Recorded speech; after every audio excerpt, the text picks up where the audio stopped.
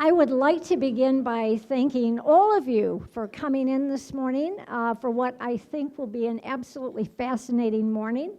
My name is Kathy McDonald. I am the facilitator for today, the person who's going to try to keep sort of like herding cats. You know, you'll see me attempt to keep us on time and covering, I hope, as much material as we can in a fairly short period this morning. So let me begin, if I can, right away. We have a couple of people who have joined us this morning that need to get back to the Capitol to deal with what they get paid to do, which is to do legislation for the rest of us who are citizens of Michigan. So I'm going to begin with an introduction of them right away so they can say a few words and then get back to work as we begin to focus on our session today. The first is, and I believe these bios are also in the handout you've got in front of you, so if I miss anything, you can get those filled in there, is State Representative Amanda Price, a Republican from Park Township. She is in her third term. She was reelected this past November. And her claim to fame, as far as our topic goes today, is she serves as the chair of the House Education Committee. Certainly someone very central to the topic of today. With her is someone from the other side of the aisle, State Representative Adam Zemke.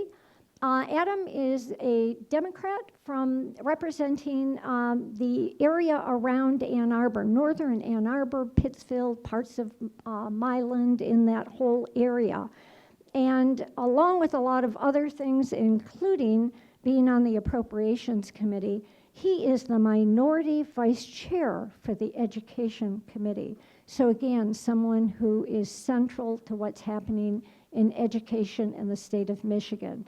So allow me to turn the mic over to them for opening remarks, if I may. Amanda, if you'll start us off, that'd be terrific. And again, thank you for coming. Thank you, and thanks for being here today.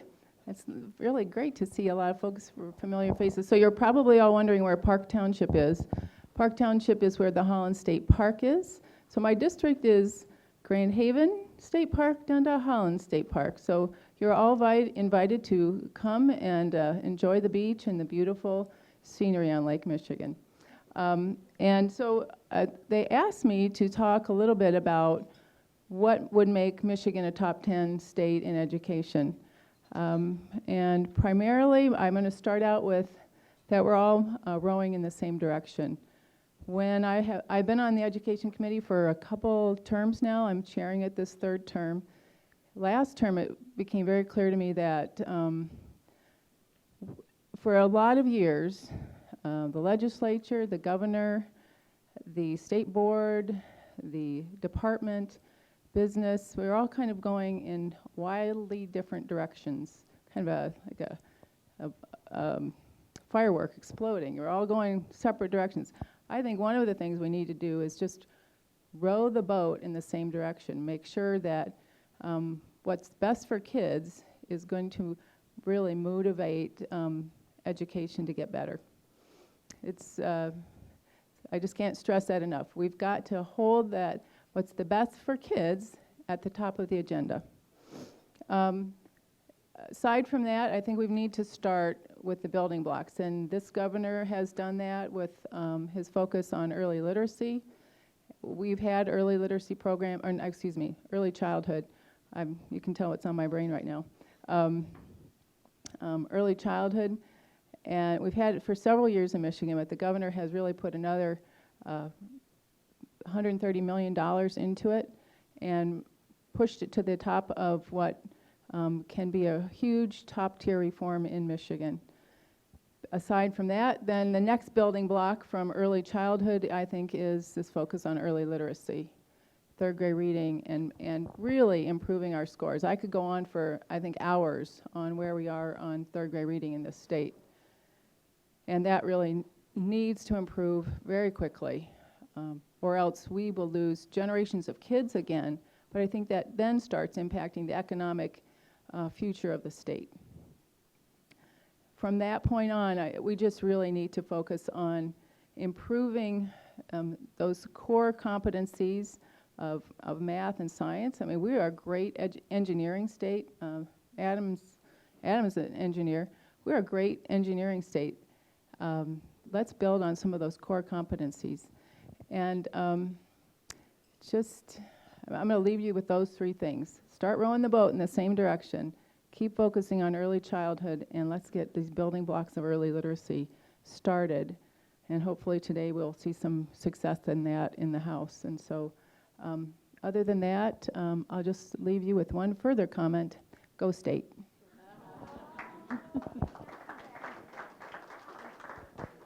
I was just encouraged to make a remark to counter that, but I can't do that in my heart of hearts. For those of you who know me, I'm an ardent MSU supporter. This is one area I vote against my constituency consistently in that regard. But I just to follow up on some of the comments Amanda made. First of all, thank you very much for coming to the Michigan Achieves event. This is a wonderful event, and my hat's off to Ed Trust Midwest for bringing together such a diverse and important coalition of folks to talk about the number one issue in our state, which is education. I'll be brief as well because I'm missing committee right now, and Chairman Pacholka really wants me to come over and vote on something in the appropriations process. But education historically has been very divisive in this state, and sometimes it's been along party lines. Right now, we're seeing a very interesting trend where you are having bipartisan opposition and bipartisan support for issues. And that's been very interesting, especially when you are in the category of supporting something. So I second what Amanda said, that we need to keep rowing in the same direction.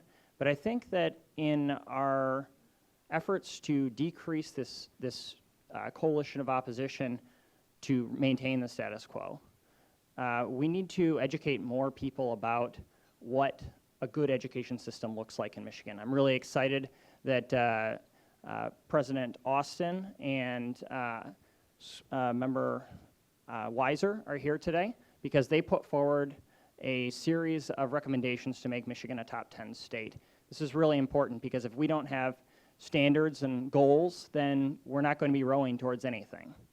So I think it's a matter of discussing and talking about amongst the citizens of Michigan how we get to those goals and understanding that equity is very important and that doing reforms that are constructive are important to making sure that those objectives are achieved.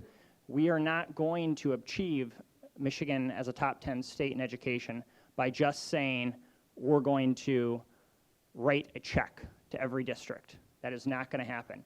It's going to be, we have to look at equity and making sure that our resources are put where they're needed most.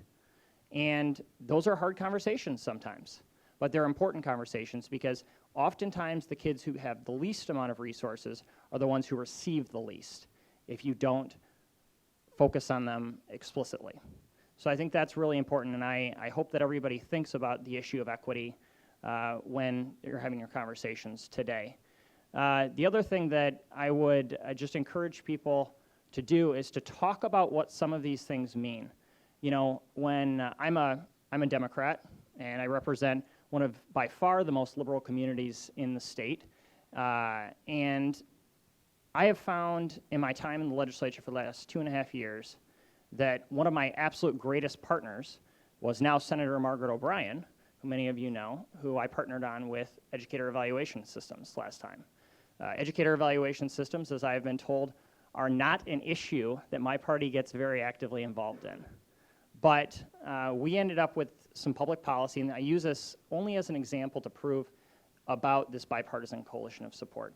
We ended up with pieces of public policy that the conservative Great Lakes Education Project had their logo on right next to the state's largest teachers union. I don't think that happens very often. But the reason that happened is because we were able to build a coalition of folks who wanted to see something improve. And we focused on making that coalition constructive exclusively, not punitive. That's how we're going to improve if we want to improve all of our policies around the state. So I've got to take off, but I hope you have a great summit today. I hope there are lots of great discussions. And the key thing that we've got to talk about, because there's so much detail when it comes to education, is we've got to make sure that everyone in the state understands exactly what we're talking about. When we say resources, we got to explain what that means, because otherwise people just think that might be the foundation grant. There is so much more to school funding than just the foundation grant. So I invite you to think about that. Thank you very much for having me and Representative Price, and go White.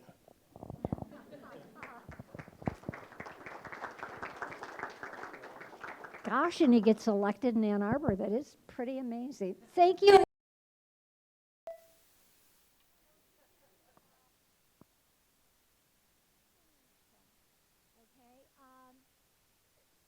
Dan, for joining us, and we do appreciate you coming in and hearing your voice.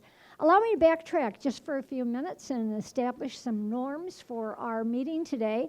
Because our time is limited, we are not going to have any formal breaks. So if you go, oh, darn it, I wish I'd gotten a cup of coffee or a tea or a water, it's out there, okay? It's going to stay out there. Our norm is going to be we're grazing. So at any point during the course of the morning, you want something, get it.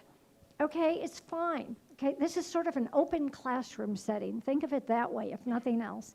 The other thing is if you need to stretch your legs, you're welcome to stand up in the back as well as have a seat. Restrooms are out the door and to your right down a short hallway if you need to find those. As a reminder, so you aren't the person who's terribly embarrassed sometime this morning, please put your cell phone, if you can, on buzz if you haven't done that already. And then if you have a call, you can just simply step outside and take that if you absolutely need to.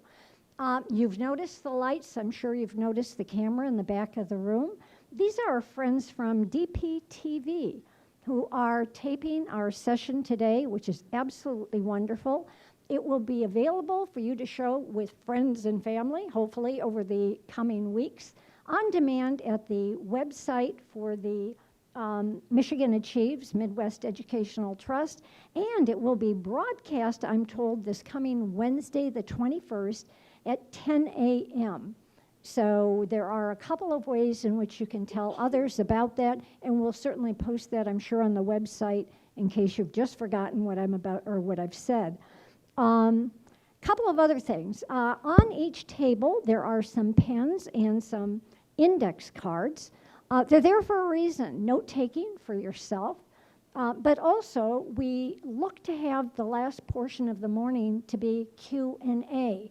And one of the things that will help us get through a maximum amount of questions in a relatively short time we have together is if you will write out questions. As you have them, please write out a question. One per card would be extremely helpful. And if it's targeted at a particular individual, put that person's name at the top of the card. And then what we'll do is we'll be gathering those near the end of the presentations, sorting them into most frequently asked questions, so to speak, and then going through as many of those as we possibly can. So again, that's why the index cards are on the table. If you're wondering why you only got bios and nothing else, we are going to send you home with a folder full of information. And we just thought, rather than having you juggle that and try to balance it this morning, we will have them available as you exit today. Everything that you see in here this morning will be covered plus within that folder.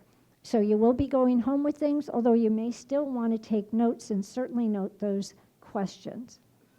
What I'd like to do, if I may now, one other thing, because some of you are from the press who are in the room today, we look at everything we're saying this morning as being on the record. So feel free to quote and use the information as seems appropriate. At this time, I'd like to introduce someone who's awfully important to what we call the Leadership Council within the organization, and that's its head. He's a face and a name that you may know. Okay, his name is Ken Whipple. And in a moment, I'm going to have him turn on his mic, okay, and come up. He retired, okay, from Ford Motor back in 1999. Retired is wrong word, I think. After his distinguished career there at Ford as Vice President of Corporate Strategy, he was Chairman and CEO of Ford of Europe during a very interesting time there. He came out of retirement just shortly thereafter to become the CEO of the CMS Energy and Consumers Energy during a time when it was a very difficult period for the utility in its history, really, and it led him back into financial stability, a turnaround by any measure. In addition to his business career, he's been probably everybody's favorite volunteer in the state. One example is that Ken has been a longtime supporter of the United Way, setting a record torch drive campaign and serving as chairman of the organization's board. He's long been devoted to education, and we're thrilled to have him head our council. And at this point, I'd like to introduce you and have you hear from Ken.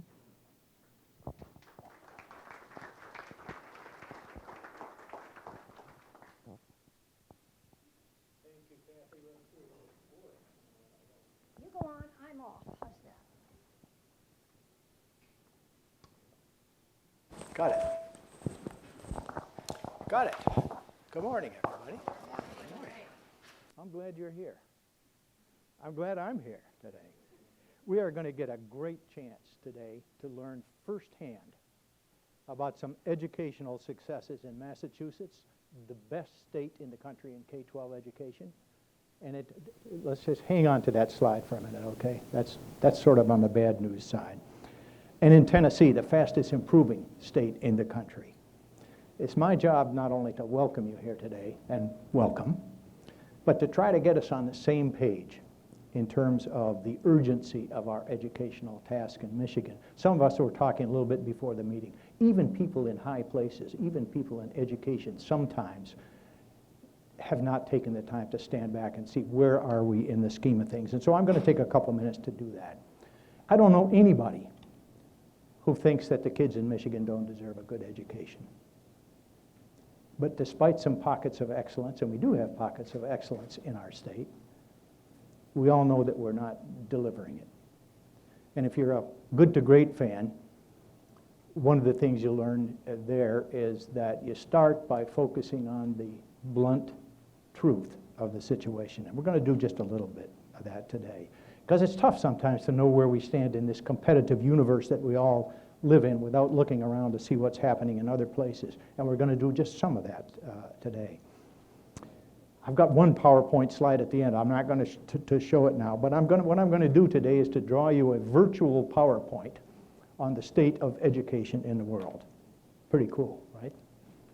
I know some of you have seen this before, and you know you have to pay close attention because if you lose track, you can't just look to the PowerPoint and see where you are. So here we go.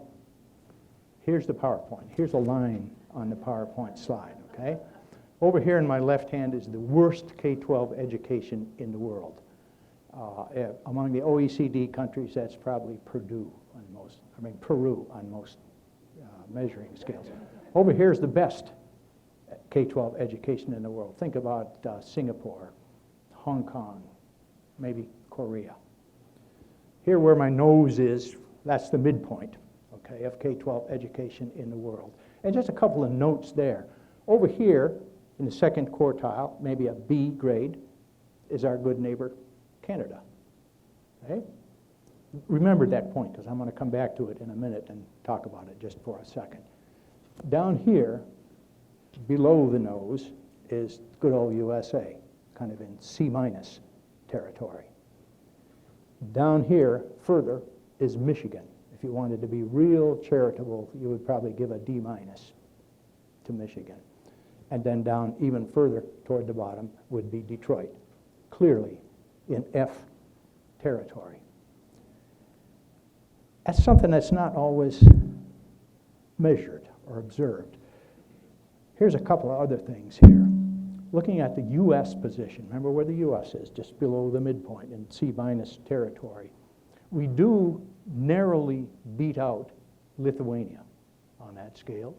And in turn, we are narrowly beaten out by the Slovak Republic, if you want to really bring yourself down to earth there. And here's another little zinger. You remember that point I asked you to remember over here? There's Canada in B territory. Just a little bit below Canada, still in B territory, is Poland. Incredible. Poland, a country that lost a whole generation in World War II, and a country that was a basket case after the breakup of the Soviet Union, has achieved remarkable progress and zoomed right past us. So, back to the brutal truth. And if I can see that next slide there, there's just one. You can't read the slide at all, but along the left-hand stub there are states and countries. This particular one happens to be grade 8 math, which is a key one. And that red line down at the bottom is Michigan. Up near the top is Massachusetts. I carry a piece of paper around in my pocket that some of you have seen, I know, that I can't show here today, but it looks at 4 key characteristics: 4th grade reading, 4th grade math, 8th grade reading, 8th grade math. And it has a series of maps where the states that have made progress, some progress in the last 10 years, are colored blue, and the states that haven't in colored white.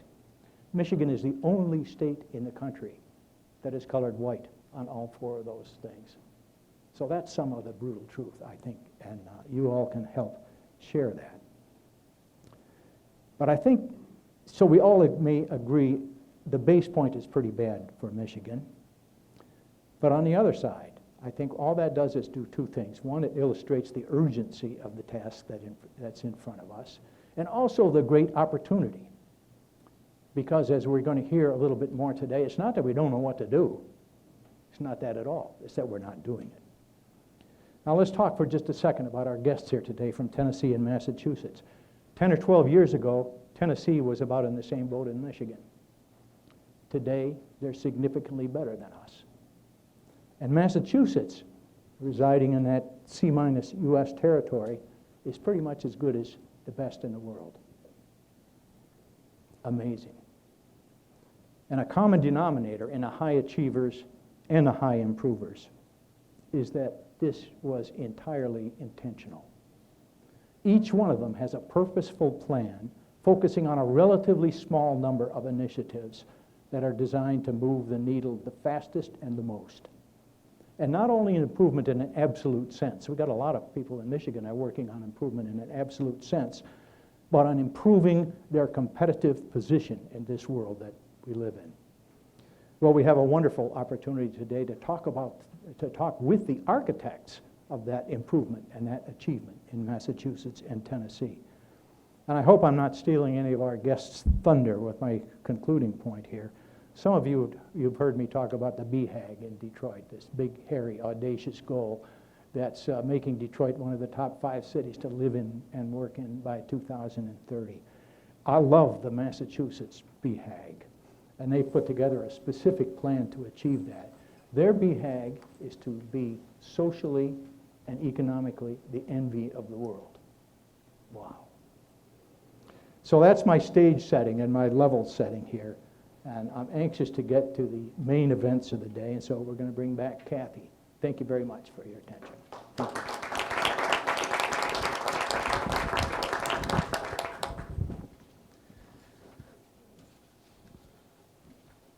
Great way to tee us up, I think, for the rest of the morning. I appreciate that, Ken.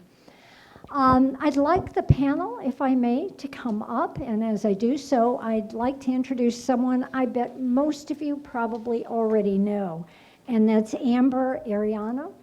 And I met Amber back when she was still a columnist a number of years ago. We bumped into each other on another matter and sort of instantly took a liking to each other.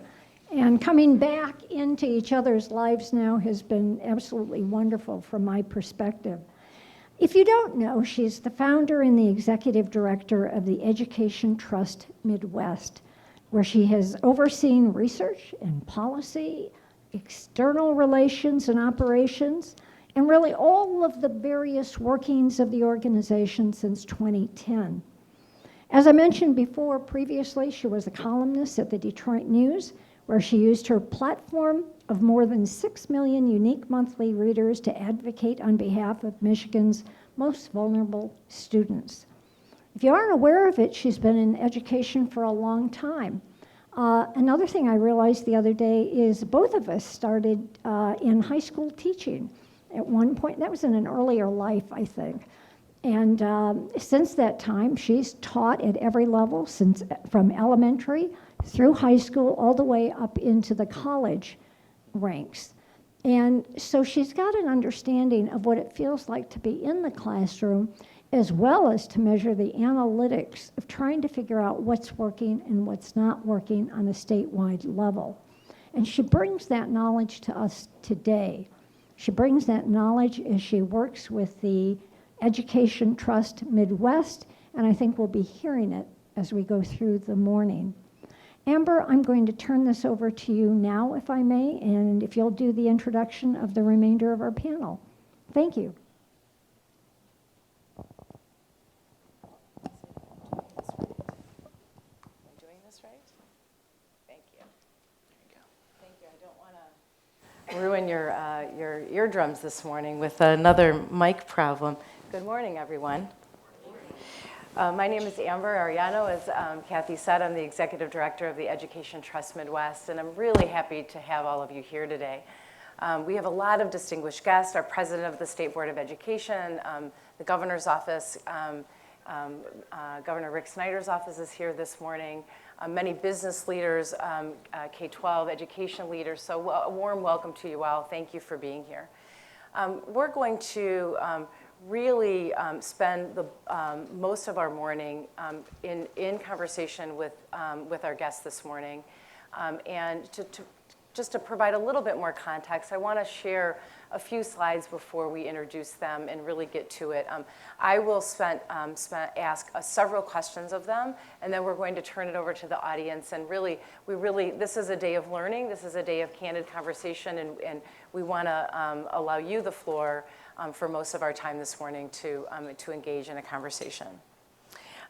Like Ken, we're also a big fan of Good to Great, and that does mean, if you're familiar with that book, and that does mean that to really begin thinking about where we're going, we need to think about where we're starting from. And I want to provide a little bit of context about that. Today, Michigan is actually among the bottom states for a place where I think we've all agreed is an area for us to start when we think about making Michigan a top 10 education state. Governor Snyder, legislative leaders, the State Board of Education, many organizations, many leaders across the state have all now agreed on the vision, the metrics that we want to work toward is making Michigan a top 10 education state by 2030. But where do we start? That is a big, big, audacious goal. And so where do we start? And really where I think there's been sort of an unprecedented consensus just in the last year has been around starting with third grade reading. So let's start there today. Let's look at where we're doing and how we're doing on third grade reading compared to the rest of the country.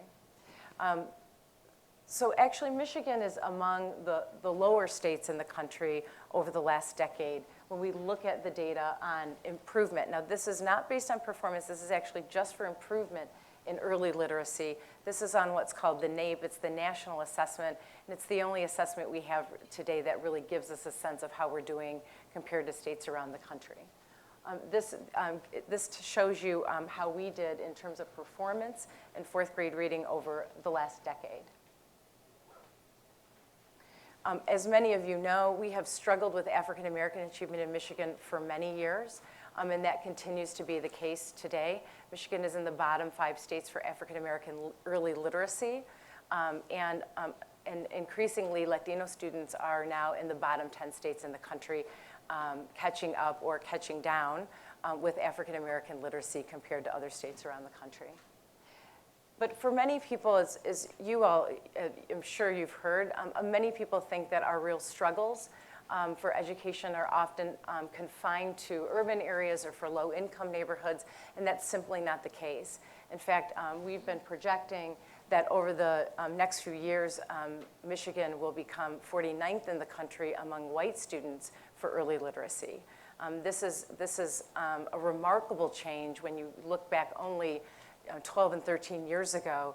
that Michigan was a little over the national average in indicators like early literacy. And so that's the bad news, and there's a lot of bad news right now. The good news is that it doesn't have to be this way. And the good news is that there are a lot of states that we can learn from, and that's really what today is about. Massachusetts, for example, much like Michigan in the early 90s, was undergoing an identity crisis, had been a predominantly industrial state, a textile state, and was deindustrializing, and really had to do some hard thinking about what its future looked like in a state that was no longer going to be able to depend on hundreds of factories to give people good jobs without college and career readiness skills.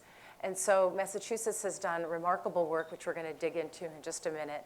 But I want to show you a slide that, because all means all in Massachusetts, and because they've done such great work for all kids, no matter who they are and where they live, the gains that those kids have made have been, that the state has made, has been across student groups, including for African American students. This gives you a sense of how statewide strategies can lift all boats and can lift all kids in terms of student achievement. This is from also what's called the TUDA. It's from National Assessment Data, and it shows you where Detroit was performing compared to low-income students in Boston. The difference, if you think about it as a mom or as an educator, as I often do, the difference is almost 3 years of instruction. That's devastating when you think about that's by 4th grade, and you think about the cumulative effect of that for a child that's going through the K-12 system, the cumulative effect of how many years our kids are behind simply in the instruction that they've been given, right, in the opportunity that they've been given to learn over the case of their K-12 career. This also gives us a sense of not only where Michigan's been losing ground for early literacy, but also where states like Massachusetts, like Tennessee, which is actually now our fastest improving state for early literacy. Tennessee is now leading the country in indicators like 4th grade reading compared to other states around the country. So with that, let me introduce our guest, and let me put my glasses on to do so. I'm really particularly delighted that Sarah Hayburn, who's really a leader in terms of school talent in Tennessee, has joined us. Sarah assumed the role of the executive director of the Tennessee Board of Education earlier this year. In this role, she works with the 9-member governor-appointed board on policy review and development across all areas of K-12 education. She first joined the state of Tennessee in 2010 as a K-12 policy advisor in the governor's office. Over several years, she served as an assistant commissioner of teachers and school leaders at the Tennessee Department of Education, where she directed policy and implementation related to increasing teacher and leader effectiveness for public schools in their state. She began her career as a high school English teacher, something that we share, and a cross-country teaching coach. She's also a national board certified teacher and completed her BA from the University of Virginia. I'm also very happy that Mark Hill, a Michigan native, and a Kalamazoo native, in fact, right? We always liked Michiganders when Michiganders come back, is joining us today as well. Mark is the Chief Policy Officer at the Nashville Area Chamber of Commerce, where he leads the organization advocacy efforts to create a policy environment in which businesses can prosper. Previously, he served as the Chief Education Officer for the Chamber, leading the organization's efforts to improve public K-12 education in Nashville. Previously, he served as the Director of the Mayor's Office of Children and Youth under Nashville Mayor Bill Purcell, and he also was the Mayor's Special Assistant for Education. Mark is going to really speak to how the business community can play a really important role in improving public education for all kids. And also with us today, the very distinguished Paul Revel. Paul is the Francis Keppel Professor of Practice and Education Policy Administration at Harvard University. He's also, for those of you who may be familiar with some of his newer work. He's now the founding director of the Harvard Graduate School's Education Redesign Lab. He recently completed nearly 5 years of service as the Secretary of Education for Massachusetts. As Governor Patrick's top education advisor, Revelle established a new Education Office of Education and had oversight of higher ed, K-12, and early education in the nation's leading student achievement state. Previously, he joined, before joining the Patrick administration, he had chaired the Massachusetts State Board of Education, and he also co-founded the Massachusetts Business Alliance for Education. Particularly relevant for our conversation today, Paul was one of the leading architects of the transformation plan for the state of Massachusetts when it really, I think, was when it really committed to the long-term haul that was needed to take Massachusetts from where it had been into becoming the top education state in the country today. That was in the early 90s. So Paul, would you like to kick us off and tell us a little bit about Massachusetts' story? Thank you, Amber, and thank you all for being here. It's an honor to have an opportunity to address you. I thought I might start, if it's agreeable with you, Andrew, just going through a few slides that Sure. talk a little bit about this journey that we've been on in Massachusetts and a journey that I've been privileged to be part of every step of the way. I begin this with a sense of humility, though we're very proud of what we've accomplished in Massachusetts. We are also highly conscious of the fact that we didn't get to where we set out to go. We set out to eliminate the correlation between socioeconomic status and educational achievement and attainment. We didn't do that. We've made good progress. We're happy with the progress, but doing well, as Governor Patrick and I used to say, is not good enough. And so I spent a lot of my time thinking today, what are the lessons that we've learned from the 25 years of education reform in Massachusetts, and where do we need to go in terms of the future? Why are the things that I'm about to tell you about necessary, but probably not sufficient if your goals are the same as our goals? And our goal, I best sum up in terms all means all. We want to prepare all of our children to be successful. An unprecedented aspiration for any American public education system, and one that, frankly, we just weren't built to accomplish in our current way of delivering education services.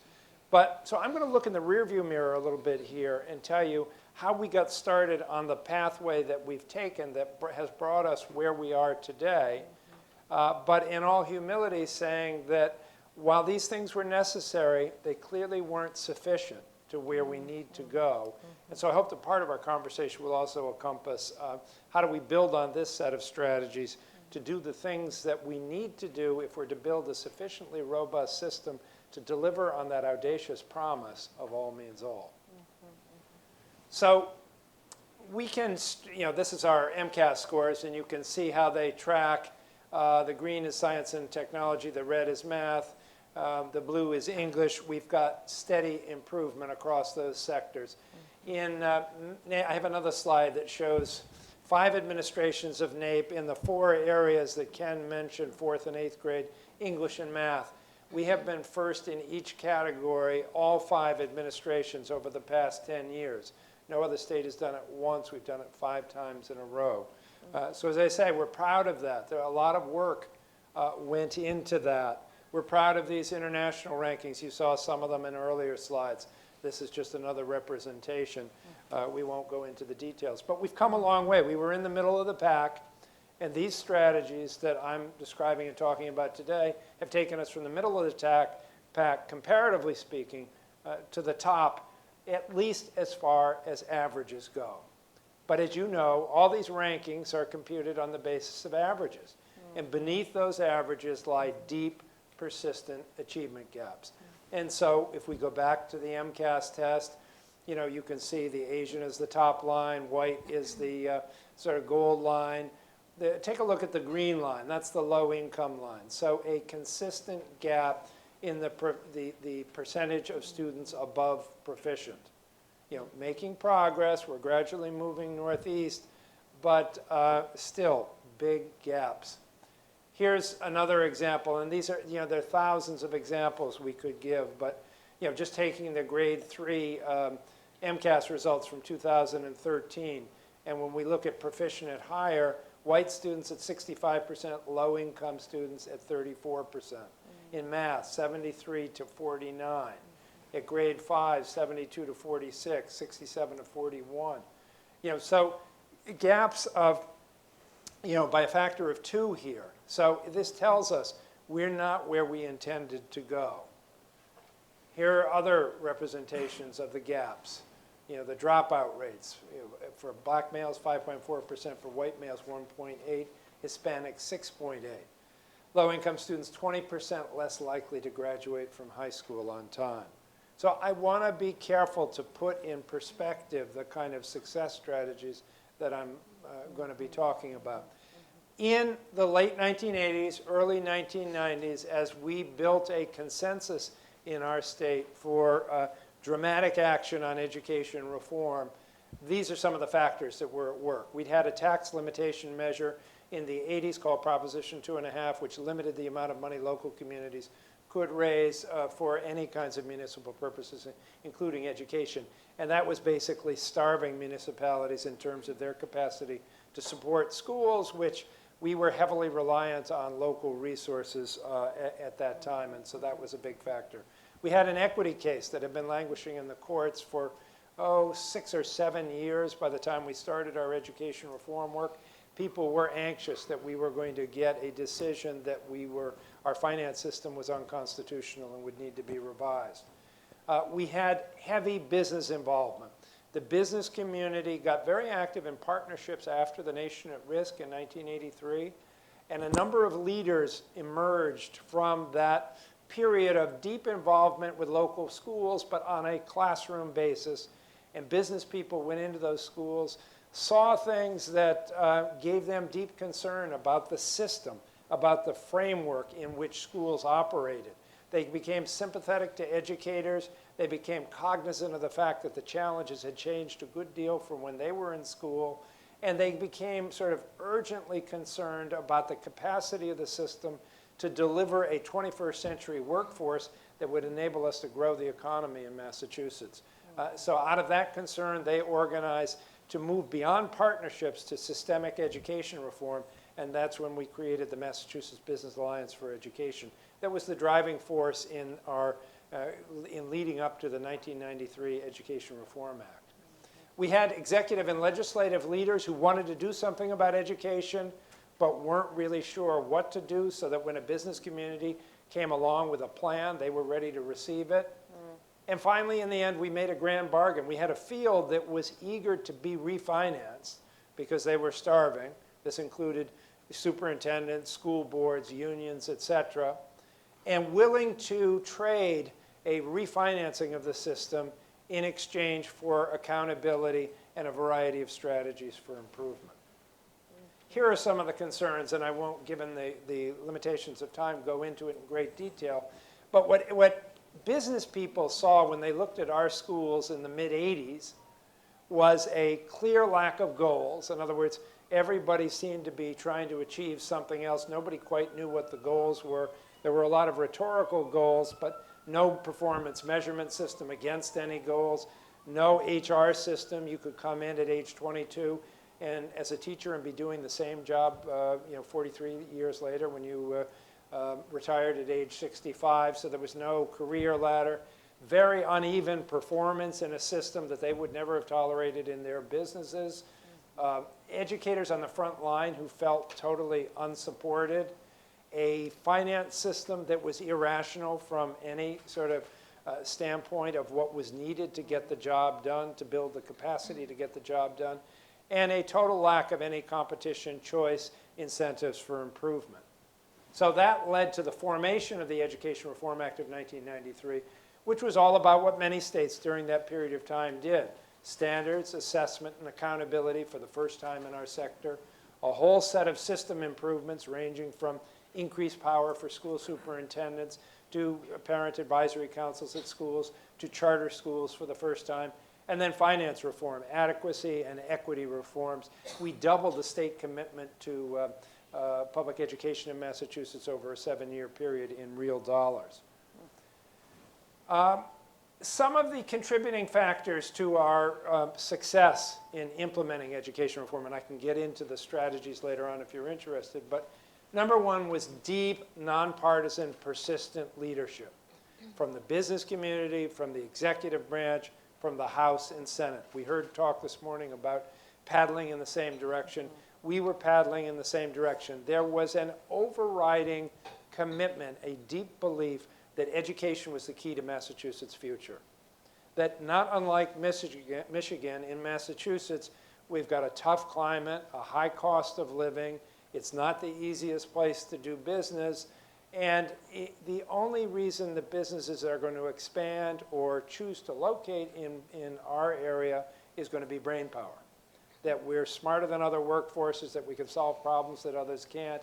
And there was a visceral belief among leadership in both parties, in business and in government, that if we were going to get ahead in the economic sense, we were going to have to do a better job educating our students. There was from the beginning a clear, powerful equity and excellence argument. We heard again an admonition today to think about equity. From the beginning, our business leaders said this is not just an economic matter, this is a moral issue. And we have to do better by educating all of our children, and that's in our interest financially as well as the right thing to do. And so we ought to have excellent schools for everybody. We set high expectations. We set the nation's highest expectations, and we put real stakes. Some states did high standards and low stakes, or high stakes and low standards. We did high and high, and that was a big part of our success.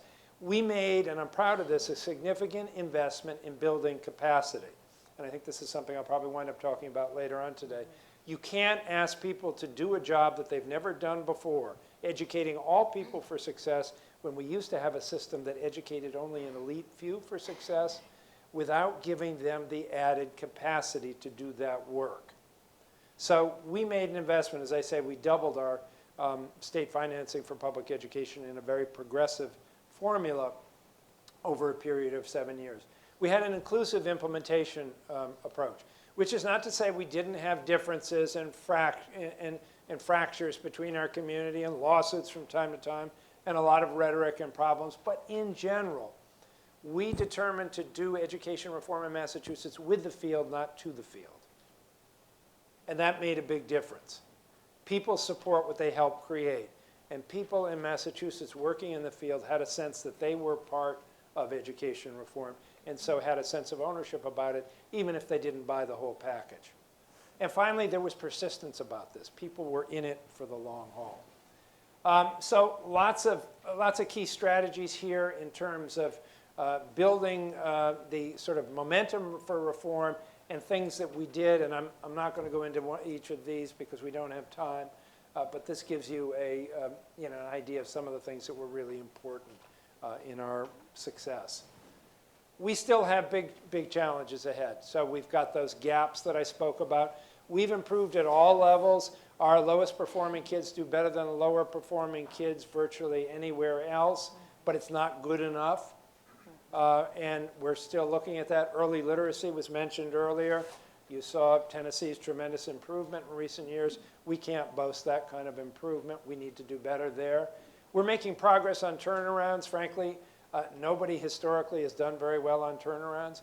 We have the first district in the country now that has been taken over by a state which is showing dramatic progress on academic results, and I'd be happy to talk about that if you're interested. And we're having better success with individual schools as well. The career readiness goal is important for us to think about. We have the top sort of STEM scores, if you want to look at standardized tests, in the nation, but our kids on average are less interested than others around the nation in going into STEM careers, which suggests we're doing a good job at educating them, but not at inspiring them, and that's a problem, so we need to look at that. We've got issues with time. What we are asking schools to do, and I think this is generally true now, happy to talk about it more later, is would consume way more time spent in a different way than what we currently have.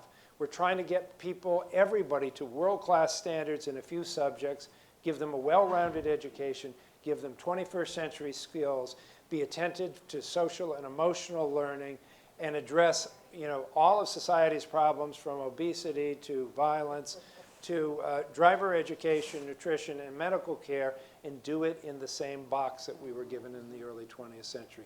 It doesn't fit, it's not working, it's not going to get us to all means all. So that's a problem that we've been working on.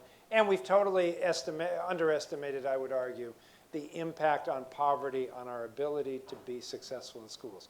Not making excuses, not saying that demographics ought to be destiny, but arguing that looking at the macro data, we've got an iron law correlation between socioeconomic status and educational achievement and attainment, and until we face that straight up, we're never going to get to all means all. Okay, so that's it for sort of an intro, and I'm happy to sort of exchange and have questions afterwards. Great. Thank you so much, Paul. So Sarah, I'm wondering if you could give us a brief overview of and we'll kind of dig into some of this in a minute, about what the theory of action and what the work has looked like in Tennessee, particularly over the last 12 to 13 years when you guys have, seems like you've gotten a lot more serious about your commitment and your focus. And then Mark, if you could speak to the business community's role in that and really the importance in keeping it going and the leadership. Sure, and I think my mic is on. I want to say thank you to Amber and to everyone at EdTrust for facilitating this conversation today. It's always exciting to hear from leaders like Paul and work state to state with the leaders in Michigan. I think we like to talk a lot about how different our challenges are and how specific things are in Tennessee or Michigan or fill in the blank. But I mean, I was listening to Paul speak, and a lot of our challenges are so similar, and the strategies that we employ could be more similar, I think, if we're listening and learning from one another. So thanks for the chance to be here today. As some of the slides and the comments already have indicated, Tennessee, I'm proud to say, is a state that is on the move. We have made some historic progress over the last number of years, and I think we've got a long way to go, and I'll talk about that a bit in my comments, but we're proud of the progress that we've made in a relatively short amount of time. We are now, as folks have mentioned, the fastest improving state in the nation according to NAEP, which is the national measure of state progress. We are also becoming a model, I think, for offering additional assistance for students beyond K-12. So we are now one of the first states to offer 2 years of tuition-free community college or technical school for all of our students. And we're really actively engaged in moving our students beyond graduation from high school as the benchmark, because as we know, looking at some of our data recently, that is not the goal or the end goal. And we're also now, for the second year in a row, and I know Mark will probably speak more to this, the State of the Year for Economic Development and New Job Creation. So again, nothing really in education is in isolation. It's all connected to our economic workforce. It's connected to our higher ed faculty and the schools around our state that are both training teachers and also taking our students once they graduate. So we really have to think about this with a broad lens when we talk about education reform. So again, as I was thinking about what to share with you, my questions, if I were you, were what have we done? What has changed? How have we made such progress in the last few years? And we have to constantly sort of stop and reflect ourselves. So this is a great chance for me to do that with you this morning. But I think, it has not been rocket science. It's been a lot of hard work, and we've gotten lucky on a few big grants in terms of being able to put forth a plan that people felt confident they could fund and support. But it's been a lot of hard work, and it's been a lot of commitment from leaders and educators across our state. We've been fortunate to have 2 governors in a row from 2 different parties who have really prioritized education. Not just doing lip service, but really putting money and putting talented people at the state level on these really challenging issues of education reform. So it has been, as Paul mentioned, a long-term commitment for our state, not something that was sort of a fly-by-night effort. But we've also really focused, I think, on a few key elements of the education system that have shown to have an outsized impact on student achievement. So I want to talk a little bit about what I think, again, we are still doing and constantly reflecting ourselves on what's working, what needs to be changed, where do we continue to focus. But 3 things that come to mind. First, Paul mentioned this, but I think this is true for us as well, high standards for all students. It's hard to get success if you don't have high expectations and really have concrete standards that articulate rigorous academic expectations for all students. So I'll talk a little bit more about that in just a minute. The other, and this one is closer to me in terms of my former work with teacher and leader effectiveness, but is really focusing on the nucleus of any education system. At its core, it's a student and teacher connecting in a classroom, and we have to honor and really focus on that nucleus as we think about system level changes. So we'll talk more about how we're trying to differentiate supports and feedback for teachers in a way that I think really has made a meaningful difference in their ability to deliver high quality instruction for all students. And then third is sort of at the system level, we have not been afraid to fail fast and constantly improve. I think it can be really daunting at the state level to think about taking on these major efforts and initiatives, not knowing really when you're jumping off the cliff what you're going to find as you parachute down. And so being clear on the front end that we're going to do everything we can to study and constantly improve and do that in a public and transparent way. Again, I'll talk a little bit about our first year of teacher evaluation in just a second, but we learned a lot about failing fast and constantly improving at the system level, knowing that everything really needs to be a work in progress. So first, and just briefly, again, on the higher standards, this began in earnest back in 2007 when we got a big wake-up call in the form of an F in Truth in Advertising from the Leaders and Laggards report, which some of you may be familiar with. It's put out by the National Chamber. And it said that in Tennessee, again, according to NAEP and according to our state tests, there was a major disconnect. Our state tests were telling us that nearly 90% of our students were proficient and advanced in math and language arts. And on NAEP, it was closer to a quarter, 25%. And so that was a big wake-up call because we were kidding ourselves to think that on our state tests, our students are doing fine, and then on the national measure of progress, they are not even close. So that instituted a number of major changes, first with the American Diploma Project and higher standards in the form of what we called Tennessee Diploma Project. And that was a really important shift in our expectation for students that happened back in 2009 as a result of that 2007 report. That was in 2008. Then on the heels of that, when we applied for the Race to the Top application in 2010, we moved to the Common Core state standards, which we felt further advanced that sort of effort to raise our standards. And we're now in the process of actually going back with our educators and reviewing and refining those standards. So again, a work in progress, but always keeping an eye towards rigorous expectations for all our students. And Paul made this point very clear, and we believe it has to be all students. You have to think about early interventions, and we have RTI that's being scaled up in our state, one of our big initiatives to make sure that at an early age, all students are getting the interventions that they need so that we can keep them on track to meet those higher standards. The second thing that I mentioned before that I think, again, is one of the keys to our recent success is a focus on teachers and the supports that they need. And acknowledging that teachers, like our students, need differentiated supports. They are not all the same. They are not cogs in the wheel. But we need to treat them as professionals and give them the respect that they deserve through systems that honor feedback and differentiated support. Teacher evaluation can get sort of a bad name, and certainly we had a hard year that first year when we were implementing because people feel threatened when you start to talk about performance and evaluation. But at its core, I think what our evaluation system has been able to accomplish is to ensure that every teacher in every classroom across Tennessee is getting feedback about their instruction using a rigorous rubric that articulates what excellent instruction looks like. So we now sort of have a common language for what instruction should be when it's done well. And that they're accountable for student growth, that there's some sense of urgency for each teacher to move those students forward regardless of where they enter the classroom each year.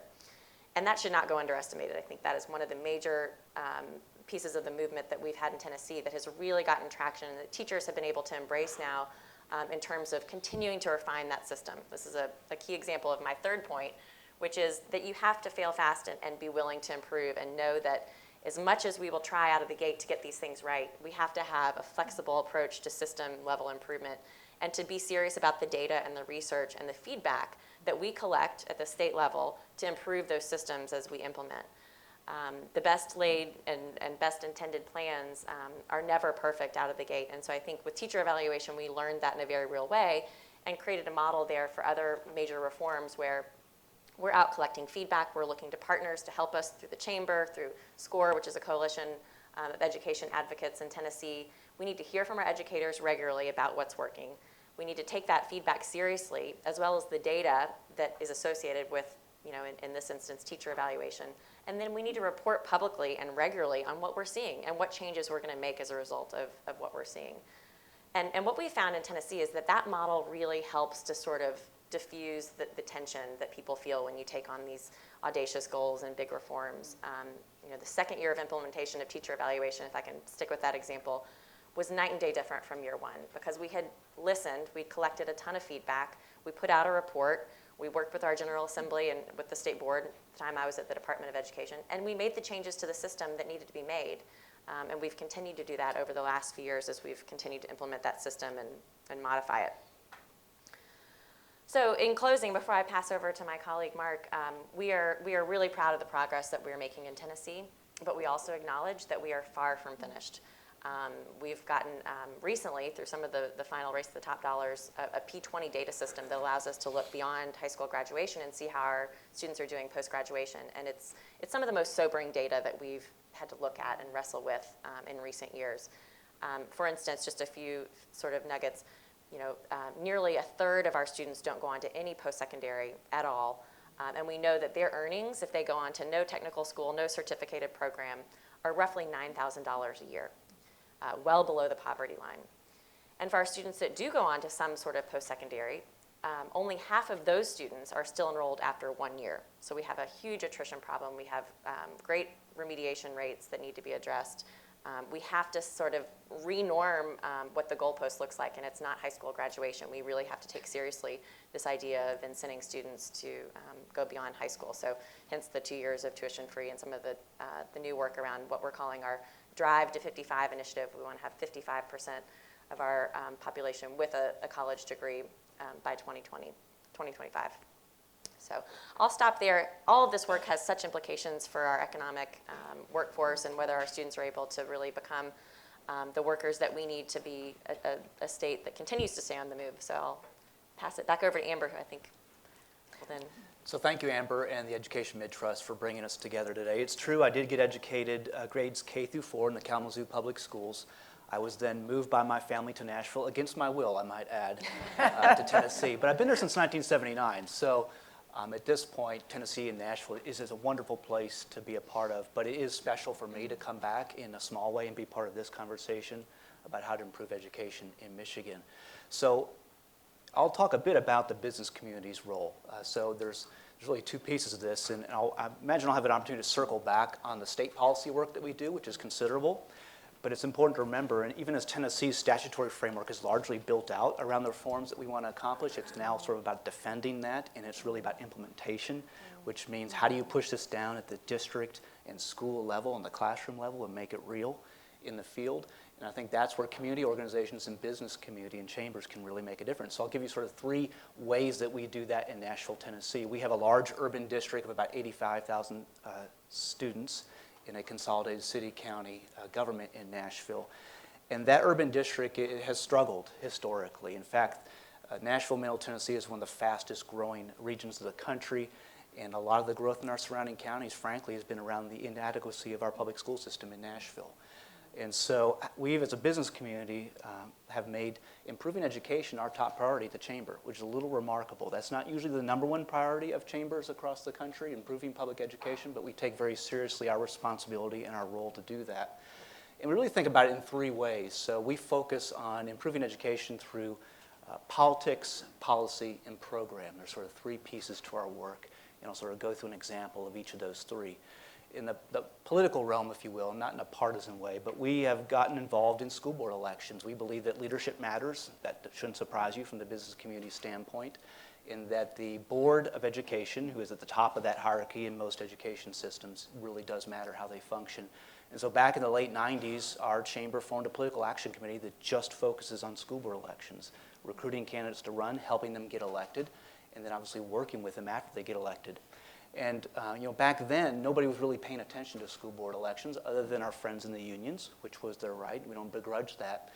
But our business leadership at the time said, we need a group focused on electing people who focus on student achievement as the #1 reason of why they're wanting to serve on a school board. And not only that, folks who understand their governance role as board members. So we are still at that. There's an election every 2 years for 4-year terms on our school board, but 6 of the 9 current school board members have been endorsed by our political action committee. On the policy side, starting about 20 years ago, we started doing a report card of our school system. So I've got a copy of it here. This is completely produced in-house by the Nashville Chamber. It's done every year. We assemble a group of 25 business and community leaders who serve on a committee that will meet just about 6 months out of the year. Every Friday, they'll interview everybody from teachers and principals to the superintendent and the mayor. And they will compile all the data and charts on student achievement. We do an annual public opinion poll as part of this report card that's unique to that tracks public perception of our schools each year. And what maybe makes it increasingly relevant and valuable in an age when we're inundated with reports and data is that it also is a narrative of how our schools are doing. What are the successes? What are the challenges? And then there are 5 recommendations for improvement, which is really a platform for us to advance policy ideas and ideas for improvement. And then we'll follow up each year on whether those 5 recommendations were implemented or not in the appendices. So we'll ask the school system to respond a year later, what did you do on these? Why or why not? And tell us why. As an example of some of those 5 recommendations, are often directed at the school board and the superintendent, as you might imagine, or the mayor, but sometimes they have state implication as well. So a couple years ago, we focused on charter schools as a special area of study as part of the report card, and we recommended a new state law called default closure, which is basically that if a charter school is in the bottom 5% of our state schools, they'd be automatically have their charter revoked. So we wouldn't leave it up to local discretion to do that. So it took us 2 years to pass that law, but that's something that came out of a report card as an example. And so that's a policy piece that we have. And then finally, programmatic. We are partners, arm in arm with the school district, in reforming high school education in Nashville. And this is sort of a value of accountability and having a robust accountability system is that we all can think of probably 5 things that were wrong with No Child Left Behind. Educators can think of more than 5. But it did force schools to change. And back in 2006, our zoned high schools, which were most of our students attended, were our schools of last resort. They had not changed much in decades, and to their credit, 8 of those 12 principals said, if we don't radically change what we're doing in high school, we're going to get taken over by the state, we're going to lose our job as principals, something bad's going to happen. And so they looked around the country and sort of found the Career Academy model as a way to get kids more interested in their studies, and you talked about this, is how do we ignite that love of learning and that interest on the part of students. And so the decision was made to go wall to wall on all 12 of these high schools with academies. So every student would be in a career or thematic academy. It might be a health care academy alongside an information technology academy alongside a business academy. And so we began that journey back in 2007. And the nice thing about the academy model is it doesn't really work without authentic and robust business partnerships. And so the district not recognized they weren't experts in how to do that. They asked the chamber and other community partners to get around the table, and we designed a system of business support. Because if you think of 12 schools, and every school has more than 3 to 5 academies, and every academy ought to have several business partners, you're now into the hundreds of business partnerships, which was unprecedented. Previous to this, our high schools might have had 50 business partners across those 12 schools. We now have over 350 individual partnerships between businesses, post-secondary, and those 12 high schools, and that grows every year. Whereas previously, those 50 business partners, half of them would go away at the end of the school year because they were frustrated and there wasn't anything meaningful for them to do. We now have 95% of those 350 partners re-upping after an academic year as far as renewing that partnership. And those activities are everything from executives coming to interact in the classrooms and speak to students, to hosting teams of teachers in the workplace during the summer called externships, where teachers are seeing how their academic standards in math, English, or science how they play out in the real world in that business setting. And then that team then develops a project that they bring back to the school with those students the next school year, and businesses are helping to deliver that project alongside of them. And I'd be remiss if I didn't reference, Ken, our partnership with Ford Motor Company funds Next Generation Learning, who works with communities that are doing this model to scale. Nashville was their first model community, and there are several communities in Michigan that are looking at this. But that's a way that businesses and communities can really get involved on the ground with our schools and school improvement. So we feel it's important to have all 3 of those elements in our work at the local level, at the regional level, and then that helps educate and sort of inform us as we work with partners at the state level to push that framework as well. Thank you so much. Just a reminder, we are going to be collecting cards shortly, so if you have questions, jot them down. We have paper and pens on the table, and we'll be asking for those in a few minutes. So let me start off by kind of a broad question for Paul, and before we dig into some of these particular strategies, but for Paul and Sarah. So you may know, you can imagine, Michigan has a very strong tradition of local control, and I know in your states you do too. So, but in a lot of ways you had to rethink that tradition in order to do some of the work that you've done. So tell us about how you've reimagined the role of the state, and in ways that you haven't reimagined it, and why has state leadership been so critical to the gains across all kids in your states? Yeah, I'm happy to jump in. I think we have taken a very different approach at the state level over the last few years, and it's been pretty intentional. You know, one thing that we recognize is that, again, I mentioned before, education at its core is a micro operation. It's, you know, the classrooms within schools, within districts, within communities across our state. And so to forget that misses the mark in terms of how we work with districts. On the other hand, where we're trying to go is very similar across districts, across schools. So having some very clear objective goals as a state, and then also trying to provide the best resources possible so that, you know, we're providing support and accountability, but giving a lot of discretion and control to local districts about the specific left-right kind of how they do things. So I think that tight-loose approach is something that we feel is continue to be important in giving districts flexibility to implement with strong resources and support, but also accountable for very clear goals. And so again, differentiating where we see districts that need more attention and more help. Teacher evaluation is another example. We don't have many state requirements for things that happen based on evaluation data. We've redefined tenure, so there are some sort of elements of tenure that are defined at the state level. But besides that, districts use those results to drive human capital decisions and other teacher leadership work. However, if scores look too off in terms of observation and student growth, we give the optional support of coaches to go in and help people get back on track.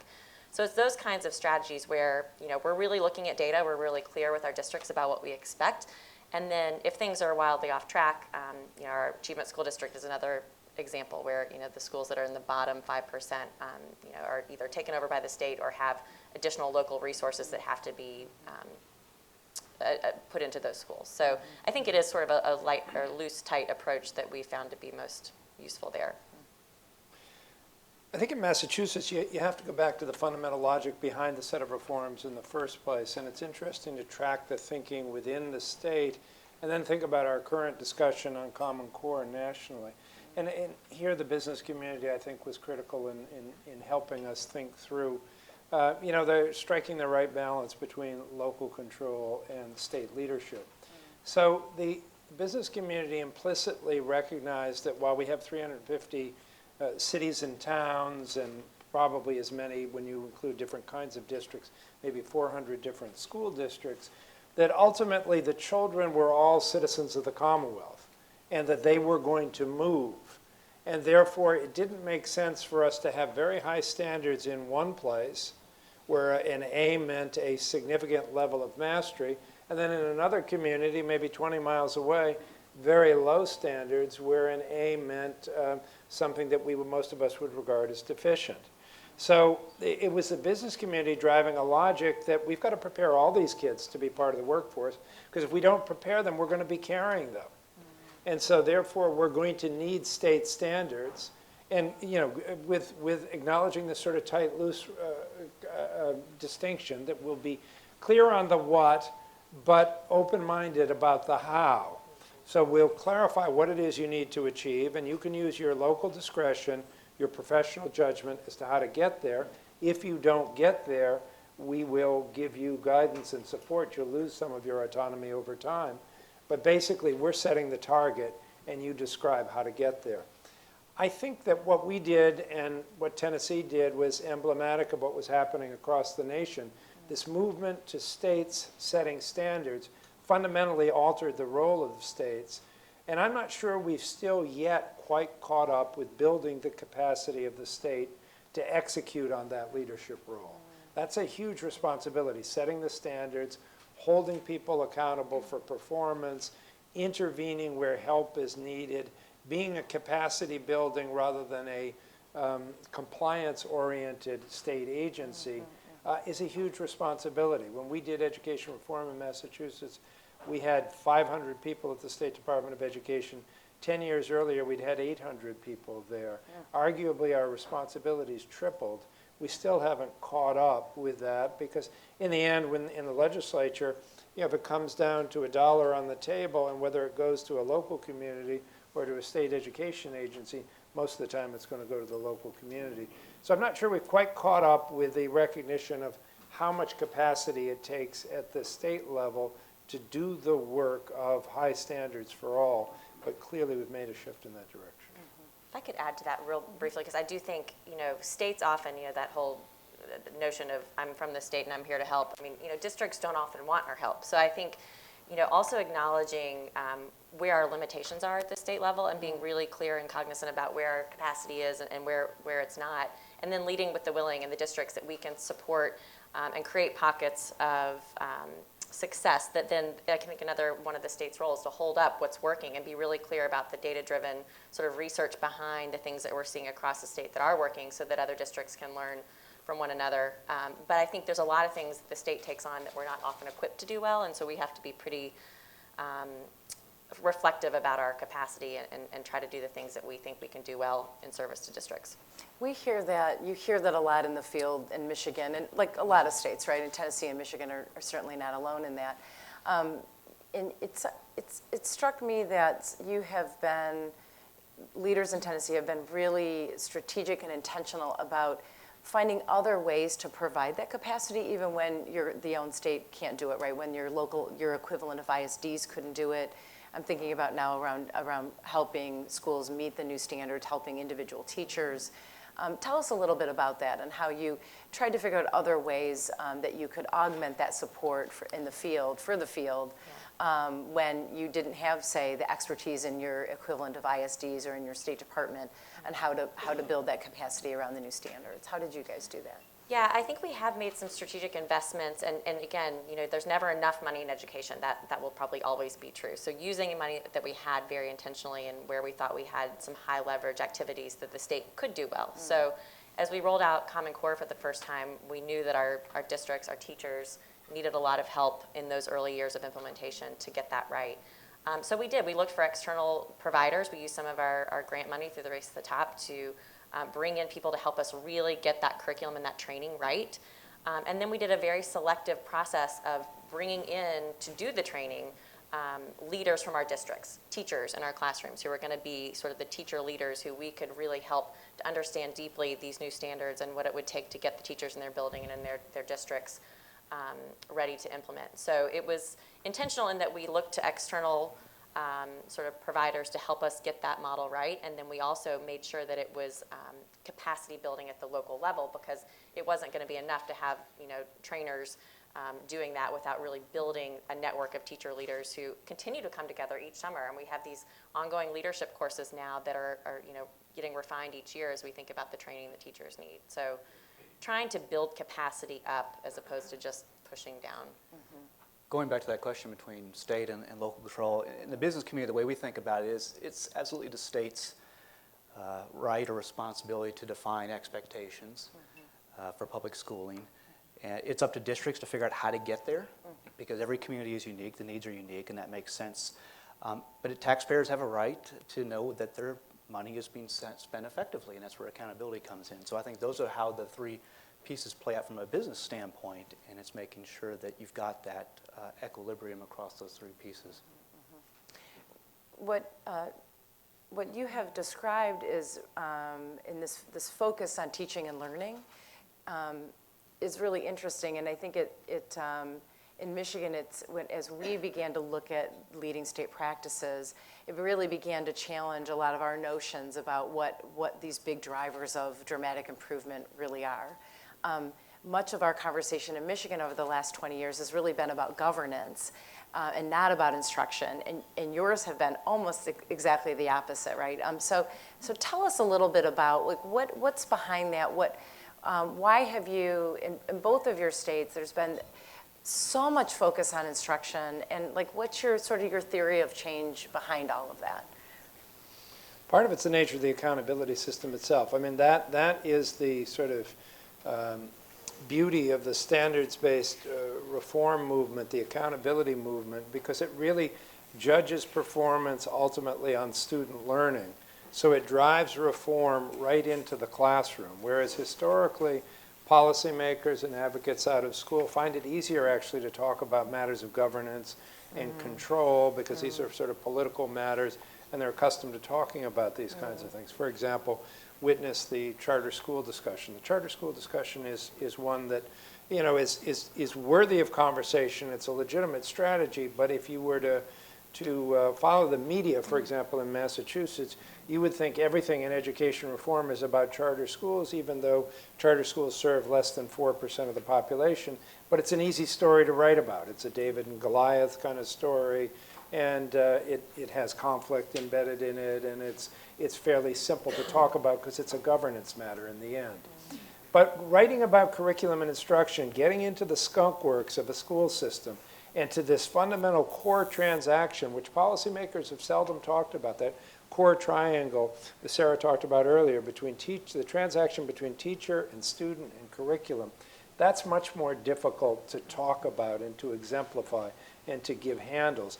But it's important that over the past 20 years we're talking about it. It's why we're talking about data. You know, we used to in our field say, well, that core is kind of magical. It's intuitive. Teachers are born, they're not made. And that's kind of a black box, and the job of an education leader is to protect a teacher from any interference, any observation, any criticism. Just let them do their thing.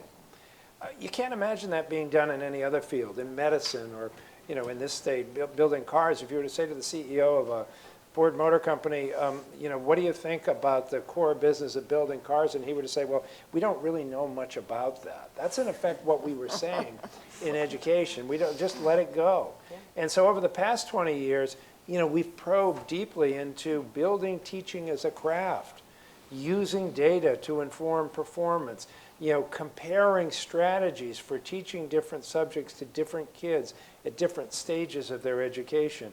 And so we're really getting into it, but that isn't sexy stuff to write about and talk about or to develop political movements around. So I think that's a challenge for us.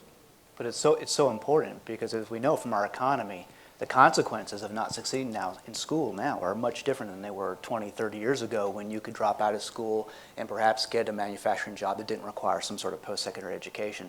Now we know those graduates with just a high school diploma in Tennessee are earning $9,000 a year. And we talk about sort of a national debate about income inequality. Well, it's coming from education and skills development. And we've seen a shift in our economy. It used to be about our members were more focused on us recruiting companies to come to Nashville and Middle Tennessee, and obviously we still are, and that's an important part of it. But now workforce and availability of workforce and skills is the #1 concern over the past 3 years, particularly as it came out of the recession and all these jobs are being created. There's a war for talent, not just within regions or cities, but across states and regions, and we face that. But right now in Nashville, every day there are between 500 and 1,000 information technology jobs that we can't fill. And those jobs are going somewhere. We'd love them to stay or be in Nashville, but they'll go somewhere else if we don't have the workforce. So it is a real war for talent right now. Is this the narrative that has been constructed to sexify education in Tennessee? Because there, I mean, really, like, you go to Tennessee and it's incredible, the multi-sector leaders, you know, across the state that are so interested, so engaged, and really knowledgeable. But instruction isn't sexy. So did you have to make that more interesting and engaging for, especially for leaders in other sectors like the business community? Well, you know, actually most of our hard reforms came during the depths of the recession when workforce availability wasn't the #1 issue on the business community's mind. But I think the business community intuitively recognizes, in Nashville, it's a combination of workforce, but also a civic responsibility and a recognition that communities are branded by the quality of their public school system, and that families won't want to come and live and certainly work and stay in a community if public schools aren't a viable option. So there's always been a recognition of that in Nashville, sort of in our water, if you will, or our DNA. And that's an important piece of it. The business community sort of recognizes the value of this intuitively. Yeah, and I think our governor, Governor Haslam, has done an excellent job of making that point repeatedly. I mean, he'll talk a lot. I've heard him say multiple times when he'll go to various plants or factories across the state that are bringing good business into our state, that they'll tell him that they can't find employees to do upper level high school math. So we border 8 states in Tennessee. They're recruiting from all of these other states. So I think there's urgency there as well to get our workforce in Tennessee ready for the demands and the challenge of this growing business community. So no, I do think that is part of the narrative because it's a real challenge. Let's talk about equity explicitly. Paul, one of the big changes in the transformation plan that Massachusetts underwent included making Massachusetts one of the most equitable states in the country for school funding. Michigan is actually in the bottom 10 states in the United States for school funding inequities. So tell us a little bit about that and really how, as you all know, you hear a lot, especially in the K-12 sector, we can't do it without more money. Right? Or in some cases we hear it's like it's really about the money, and then the other flip side is it's not about the money, right? And it feels like the truth is somewhere in between. So tell us, how important was that in terms of the shrinking of gaps and lifting student learning for kids of color and low-income students in your state, and then maybe you can talk to speak to how Tennessee has thought about equity. Because I think that's a story that we're not as familiar with. Yeah, there are a couple things going on in terms of giving an honest portrait of what was happening in Massachusetts. One, we had an equity lawsuit that had been pending for some time. I mentioned it earlier, in which plaintiffs were arguing that our formula, which relied heavily on property tax and therefore disadvantaged poor communities, was constitutionally illegal because it didn't provide an adequate opportunity in communities that had low property wealth to educate their children. So that was in the background. But totally apart from that, independently, when we put the business community together and they said, you know, we're going to strive for all means all, for all the economic reasons that I argued earlier. And the job of getting to all means all is going to be much more difficult for educators in Boston or Worcester, in Springfield, where they have high concentrations of low achieving children, than it would be in our affluent suburbs to the west of Boston. We're going to have to give them some additional capacity, some additional strength in order to do the job. So we constructed, so that was the basic logic. It was, this notion of reciprocal accountability. So for every increment that I, as your supervisor, raise in terms of expectations for your performance, I have to simultaneously increase your capacity to meet that performance goal. I have to give you something to help you. Yeah, we can't simply by policy fiat say, well, tomorrow we want you to get all kids to proficiency when previously we supported you and gave you a good rating when you only got 25% of kids to proficiency. It's just that, that naturally people in the field would turn to you as they would if you were in a sales force. And if you were in a sales force and you sold 100 widgets a month, and your supervisor, your sales manager came to you and say, we want you to sell 200 next month. And you say, well, okay, I'm working as hard as I could to sell the 100. Now you want me to sell 200. Are you giving me additional sales personnel? Are you giving me a price discount or other incentives to bring customers? Give me something to help me achieve that goal. So I think there was that logic in the business community so that, for example, in the new formula that we wrote, we acknowledged that it takes more time and energy and capacity to educate a low-income youngster. So for every 100 low-income youngsters, our formula allowed for 3 extra teachers. So we got to a foundation budget in local communities where the foundation budget in urban communities was higher than it was in suburban communities. And that seemed logical in the sense of building the capacity to get to all means all. And on the strength of that, we became a state in which, not too long ago, it was the case that our 25% most affluent communities were spending less per pupil than our 25% poorest communities. But that seemed an appropriate balance. Still probably isn't tilted enough in light of all the inequalities that exist in children's lives outside of school, but it's a start in the direction of equity.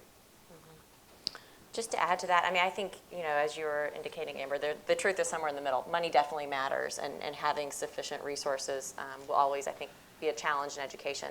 But we also have to be strategic with the money that we do have at any point in time. And I think while it's looking at the funding formula, it's thinking about, your high-need students and what do they need in terms of hard hard and quantifiable resources. Another way that we've started to think about equity, and it comes back to sort of, again, that nucleus of who's in the classroom with these students who are farthest behind. And this is reflected in our equity plan that we submitted to the federal government recently, is to, again, use some of the performance data and the other metrics that we have about teacher performance and see access and equity there across our districts and our schools. Do students of color, students with special needs have disproportionate access to highly effective teachers? And that's been really interesting data for us to examine, and we're working on human capital reports for the second year now that go out to districts that help them to look at equity gaps in terms of access to effective teachers. Because while we need to continue to fund infrastructure in schools and buildings, more than anything, we need to make sure that our students who are furthest behind have access to great teachers. That's the only way we're going to ever close our achievement gaps. So that's been important to begin to really look at that data as well. And that is in part driven by the data system you have in place. Right, our evaluation system that again, I think another theme that I've heard Paul mention as well for the state is to collect data that can help you understand your challenges and give supports to districts where they need them. Without that data, you don't really understand the extent of your challenges. Mm-hmm. One of the pieces of the grand bargain for the more money, for the more investment in Massachusetts was that in return for that, that there would be more accountability for school performance. That's right. And my understanding is that the business community really had a hand in making sure that that accountability was meaningful, and as you said, that it was high stakes. But it also came with greater supports and funding. This year we're expecting a big shift at the federal policy level, and that over the next several months we're expecting, if it goes through, ESCA to go through, right, and that states will be much more positioned or will have to be much more responsible for what school accountability looks like in a way that they hadn't been in the No Child Left Behind era. In Michigan, we hear a lot from policymakers that are skittish about investing more in strategies when the sector as a whole is doing so poorly, right, compared to other states.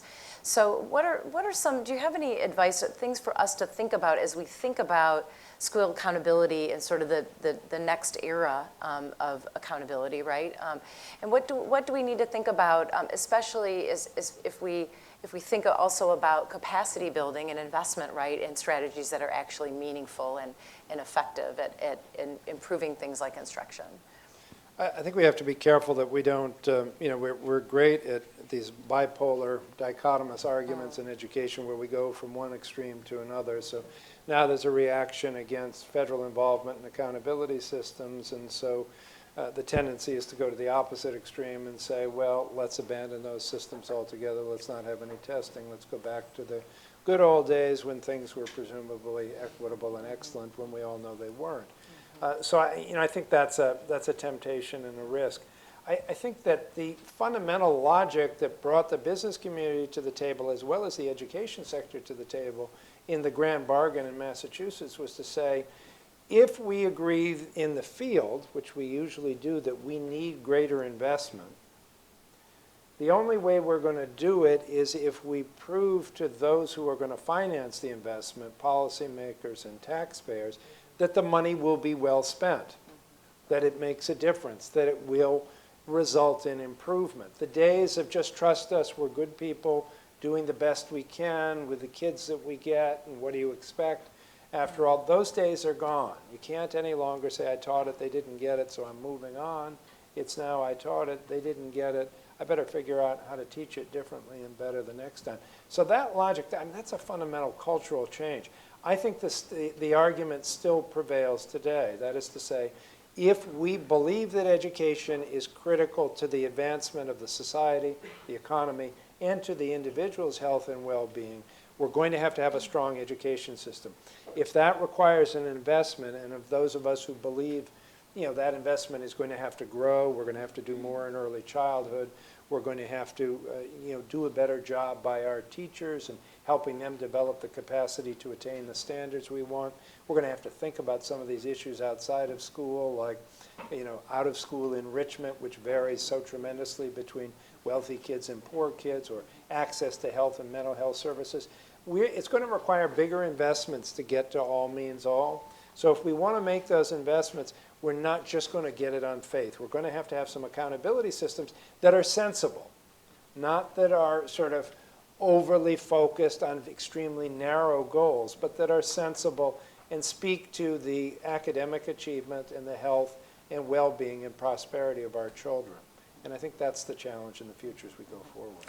We're going to be moving on to questions. Kathy, do you want to do that now? Should I do one more question or not? One more, and then we're going to get to questions. I've got some in my hand.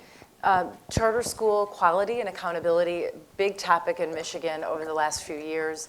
Massachusetts has one of the, it may be actually the highest performing charter sector in the country. I showed one slide just showing how Boston's doing compared to Detroit. We know that the charter sector in Boston is actually performing at that very high similar level as traditional Boston public schools, including for low-income students.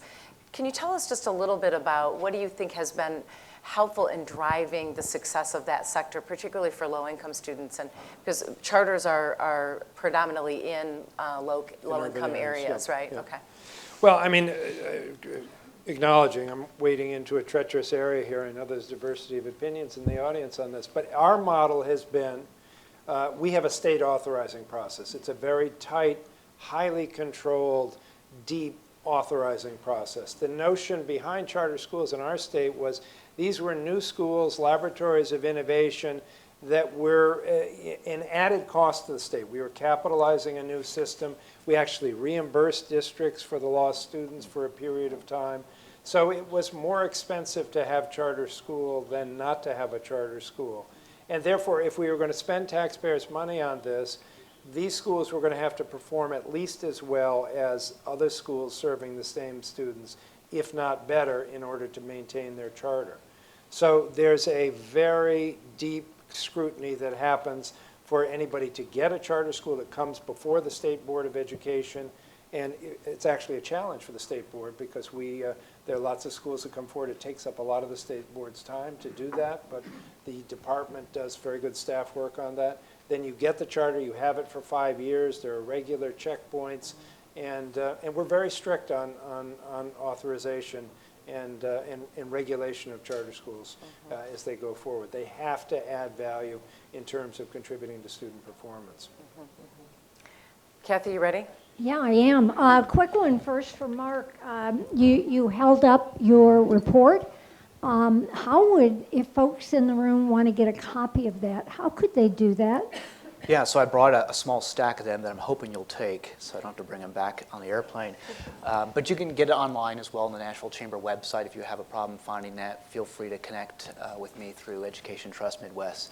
We have the last several years versions online, and our new report will be out in December of this year. Thank you.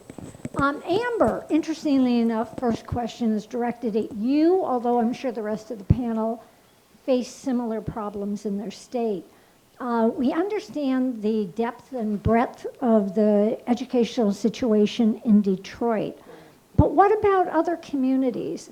Michigan cities such as Flint, Lansing, Kalamazoo, Ann Arbor, Traverse City, Grand Rapids. How does all that get balanced? So, no, that's a great question. You saw a slide of how Detroit is doing compared to other urban districts around the country. And I think there's a big assumption in Michigan that Detroit is the lowest performing school district. That's the narrative that people have in their head that we encounter a lot.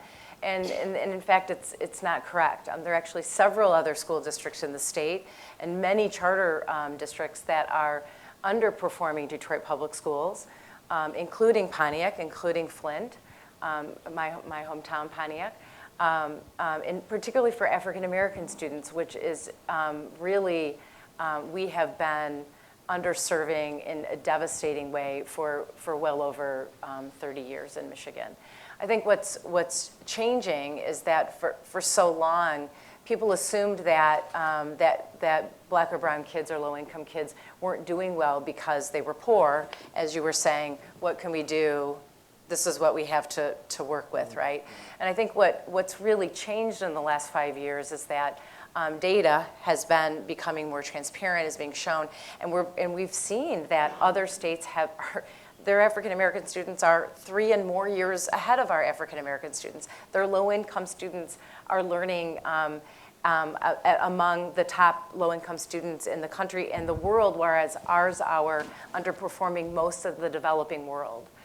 So when you think about that and you think about things like the literacy rates in places like Pontiac, Grand Rapids, Flint, Lansing, 10 minutes away, that we have literacy rates among our young children that are similar to Guatemala, right, Central America, rural areas of the developing world.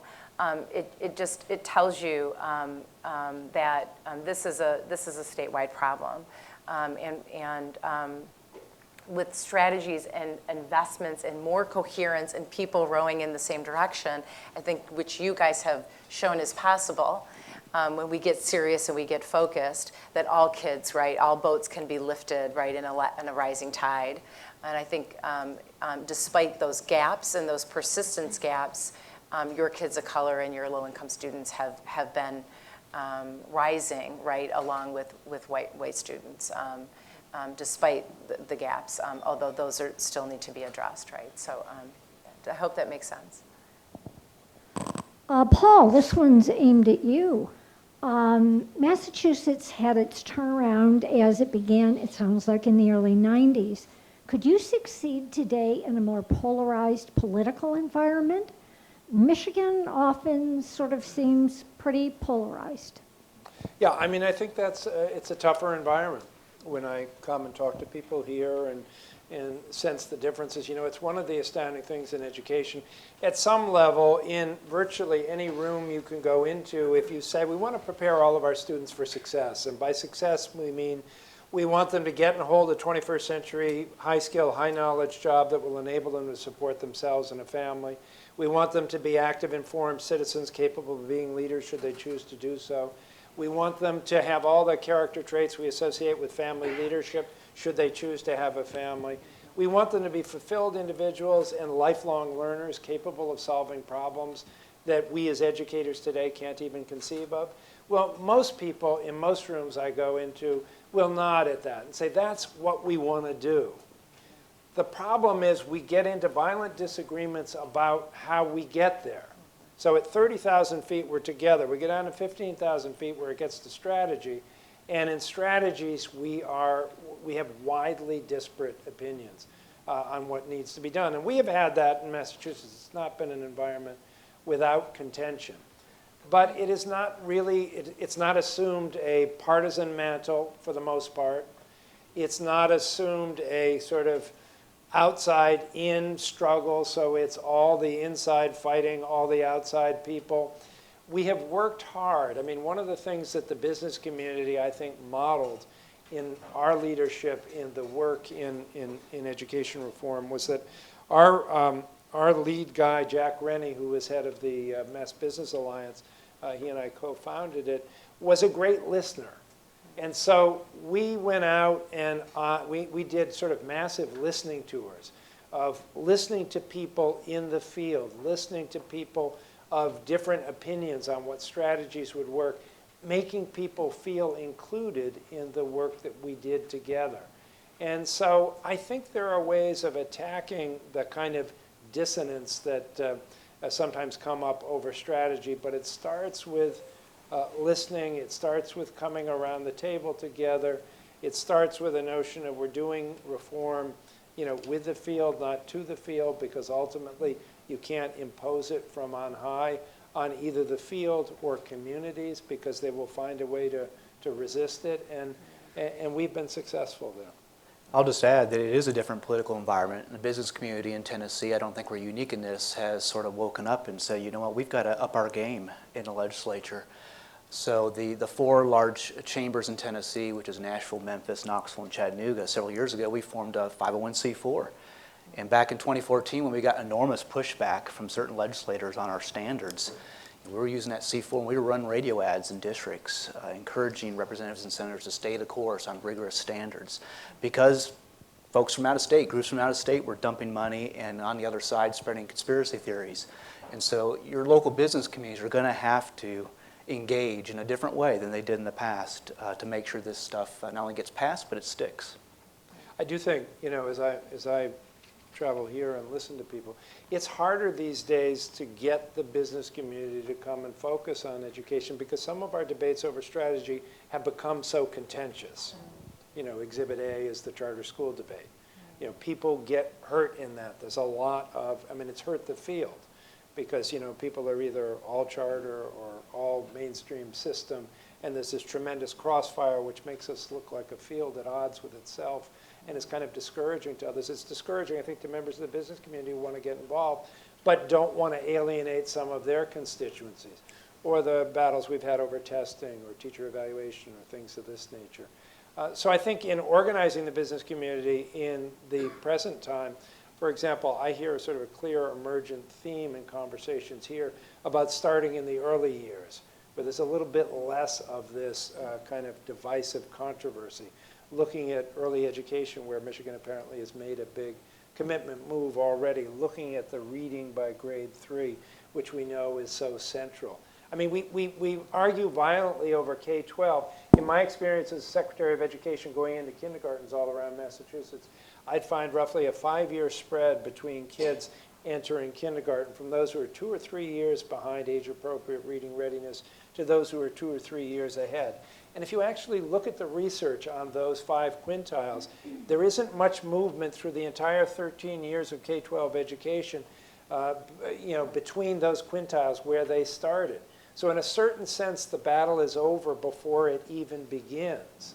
So unless we come to focus on that stage of life, that stage of brain development, that stage of education development, and how we get a high quality, highly accessible early childhood system that hands off students in an integrated way to a primary school system that's run by the K-12 system, we'll never get to all means all.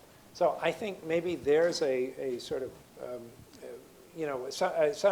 a topic around which you could organize without some of the divisiveness.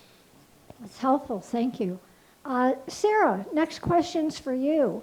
You mentioned there were some barriers you ran into when you went out with evaluations, and that in your second year you did some fixes.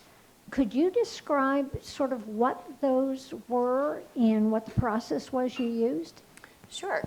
Yeah, we learned a lot in those early years, teacher evaluation, and we're now in our 5th year implementing.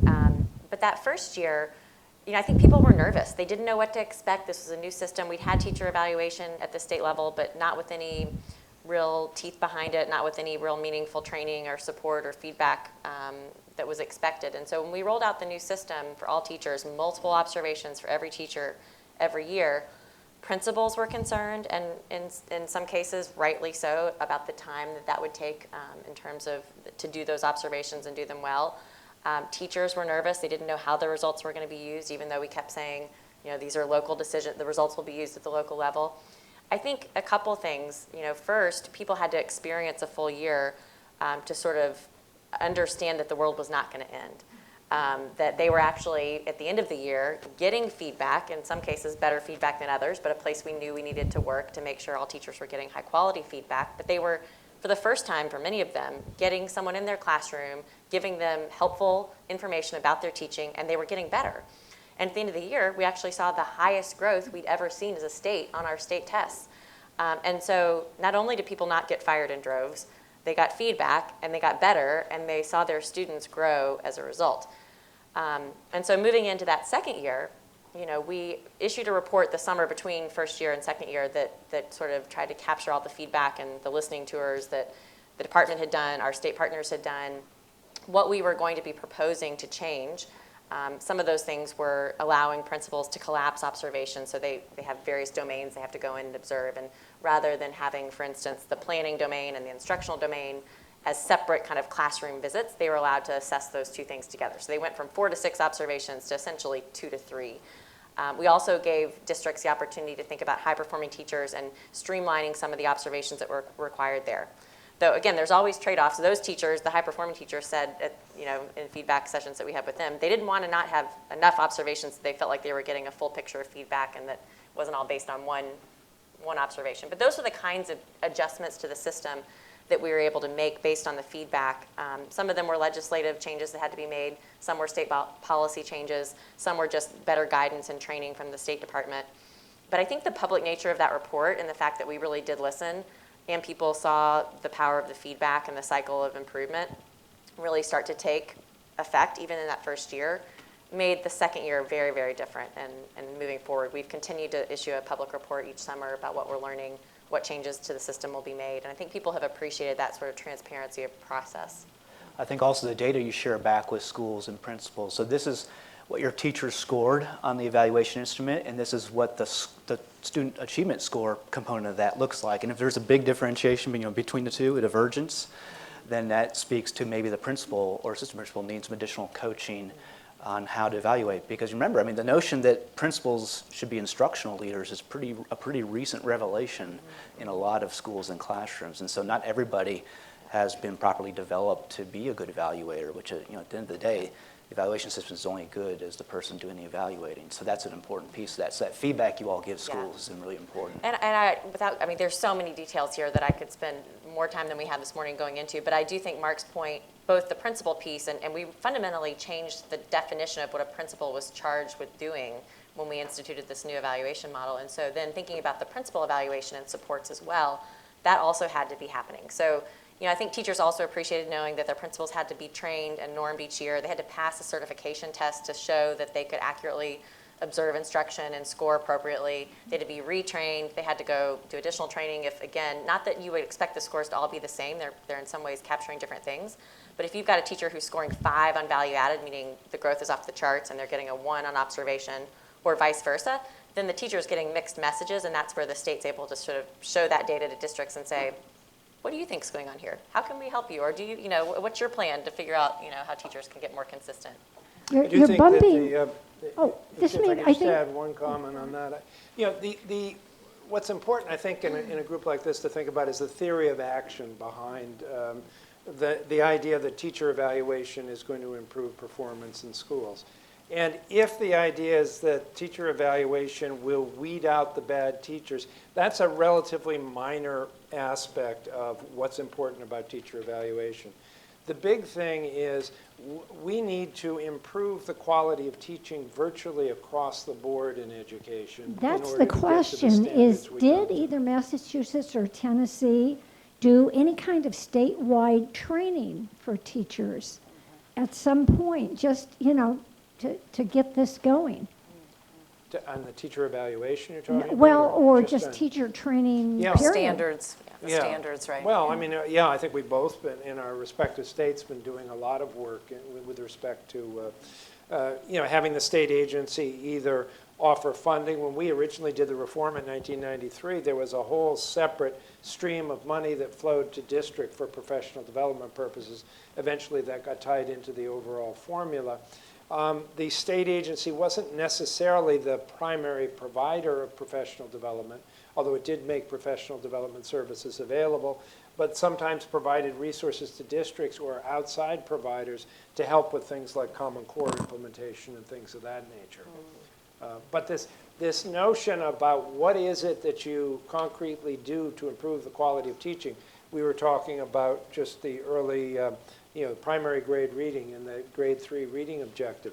And the real question becomes, what's the science of teaching at that level? We've pushed a lot of teachers into those grades, sometimes because they don't want to be evaluated by a more rigorous evaluation system at the upper grades. But have we been clear as instructional leaders at the state level, at the district level, at the principal level, in helping teachers who find themselves teaching in those primary grades where we have an extra focus on accountability now to develop the methodologies that they will need in order to be successful? That's really what, I hope the evaluation system boils down to. Every context is different. For example, in Massachusetts, we are less focused on the statistical computation of value added. There are a lot of reservations about the statistics that go into how you get there. We are more focused on the idea that you have a pretty clear rubric and you have a regular conversation between sort of competent expert teachers and those who they are supervising in order to improve performance. And we didn't have that before. We didn't have that happening regularly. We hadn't emphasized that that was important. And we had districts that just let it go, which is a form of professional negligence. You have novice teachers coming in and nobody evaluates them over a period of 3 or 4 years. So, it's one of the illustrations of where we disagree sometimes on means, and we've had a big national fight about that. I would argue that the anti-testing push right now nationally is a function of taking student performance results too far in teacher evaluation, and that flipped the political dynamic. So we get hung up on the exact means that we're using to do it, but what's really important is that teachers get feedback on performance in a regular way and get to meet with people who observe them, and those observers look at the results of their work, the data on performance, as well as how they conduct the work, and that's a regular improvement conversation. Question for Mark. Someone in the room mentions that they've had an opportunity to see the Nashville Academies firsthand and were inspired. Just thought they were absolutely amazing. But that said, the ACT scores seemed disappointing. Can you talk about how you expect to drive up the academic performance, even though the enthusiasm and inspiration is there? Yeah, so our 12 zoned high schools, again, is where most of our high school students are. Our system is 76% free reduced lunch. All those 12 schools are Title I schools. Graduation rates have gone from 58% in 2005 to 80% today. We've seen increases in all our end-of-course assessments. In fact, our most recent results, the gains have gone beyond the state average gains in most of those high school end-of-course assessments.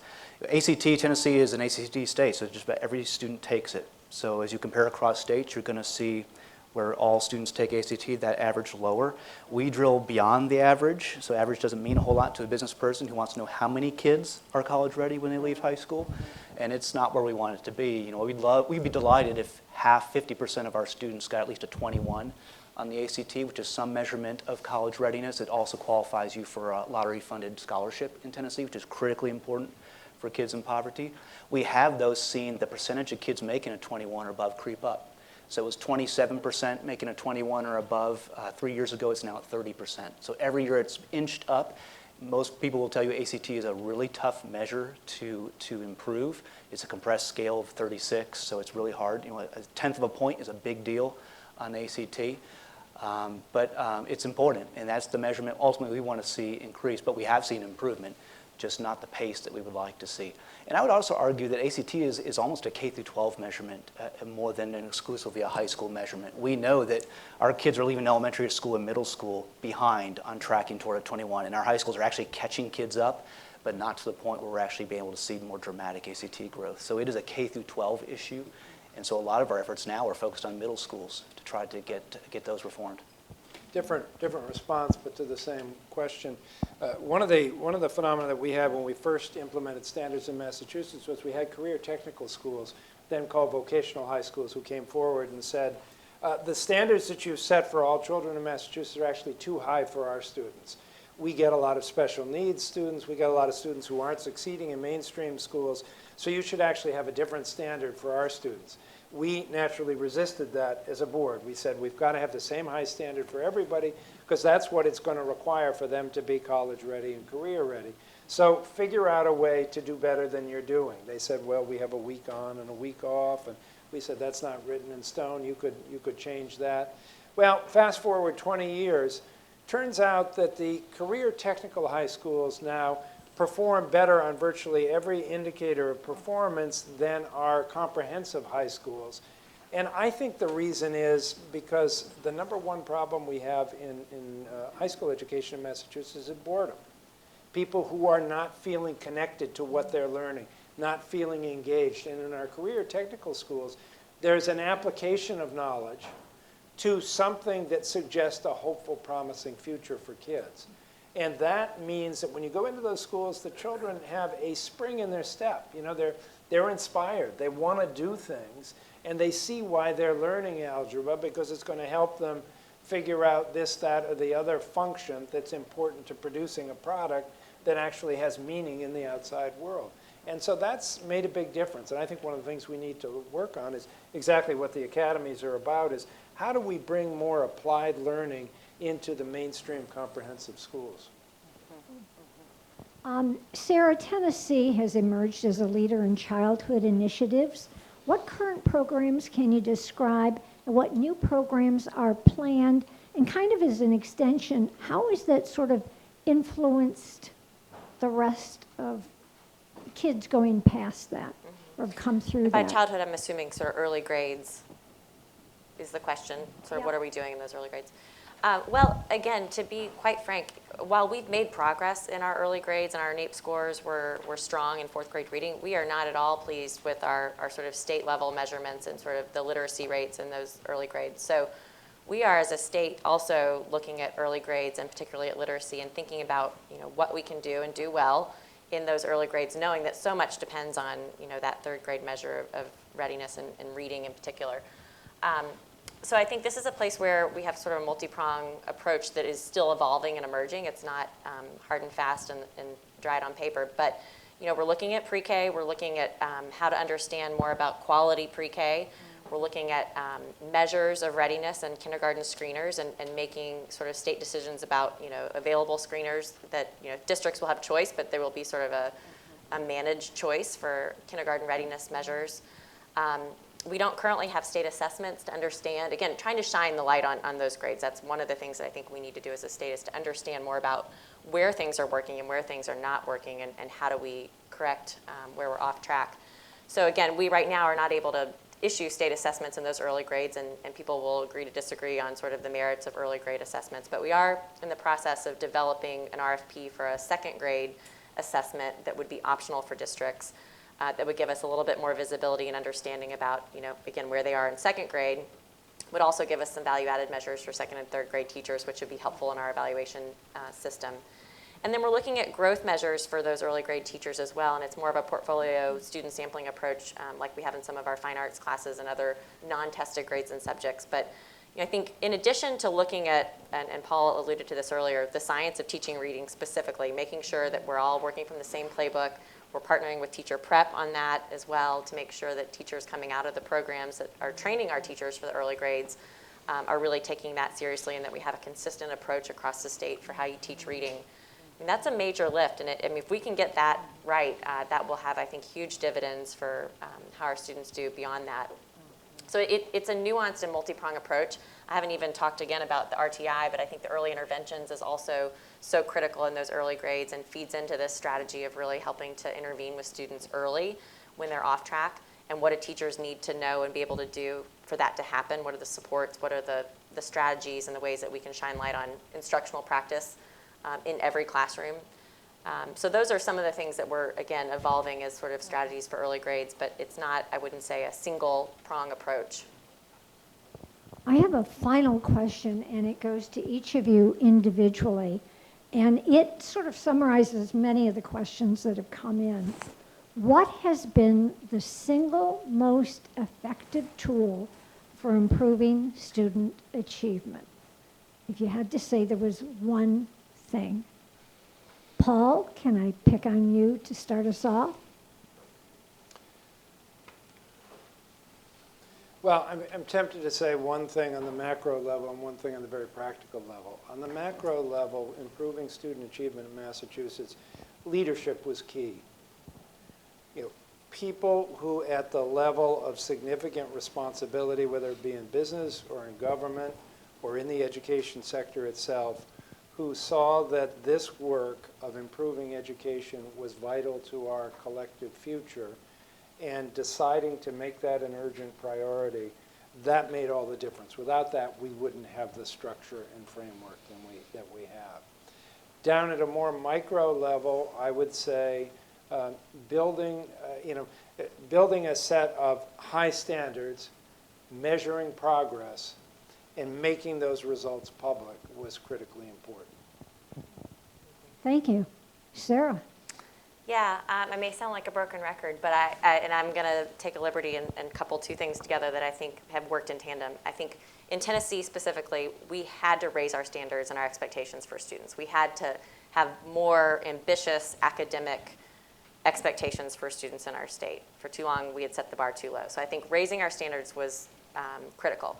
And then I do think, and I may be biased in this because I've spent a lot of time in our teacher evaluation system over the last few years, but I think having a lens into teachers' instructional practice in a way to understand performance and give differentiated support, without that, you're just flying blind, and your strategy is inherently dependent on that micro level instructional practice in every classroom for students, particularly those that are farthest behind. So I think higher standards and some lens into instruction vis-a-vis teacher evaluation and sort of instructional improvements.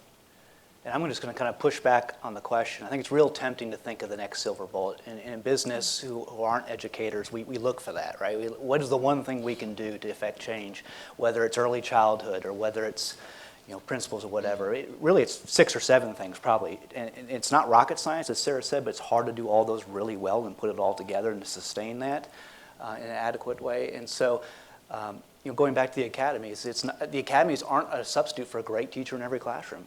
They're not a substitute for a great school leader. You've got to have those pieces too. It's not just about structure. It's not just about the governance, as Paul said. And so I think resist the temptation to always look for the one thing and figure out how you can put together the right pieces and build the coalitions to make that happen in your state or community. Wow. Okay. A couple of odds and ends before I hand things back over to Amber and to Ken for final remarks. First of all, there's a lot of information we've covered. There will be information packets for each of you as you leave. Make sure you get one of those. You'll want to review the material in there. Another reminder to those of you who are part of the Leadership Council, we are going to reconvene at 11:45 in the Peninsula Room, which is on the lower level. Each of you is going to get an email within the next week asking for feedback. I've heard a lot about you can't improve without feedback. You're going to get an email. Let us know about today, what we could have done better, what we could have done just to improve. That's what we really want to be doing with events like this. And again, a reminder that this is going to be streamed, this event, if you want to hear bits of it again, on the 21st at 10 a.m. at the Education Trust Midwest.org site and dptv.org also. And will be on demand at the ongoing process at the Education Trust Midwest website. With that, I would like to turn for final remarks to Ken. Ken sat down. Where did he go? Oh, there you are. I'm turning. Do I hand this one? He's hooked up. No, then you need this. Here you go. I need more than that, thank you. Do we have a slide on the, on the charge? That slide says essentially, are you ready to make a difference for Michigan students? You wouldn't be here today, I think, if it weren't some part in your life that's going to be dedicated to making a difference for Michigan kids. What can you do? You can get more interested than you are. You can visit the Ed Trust website. You can visit the Michigan Achieves website. At some point, you can be a helper in raising support.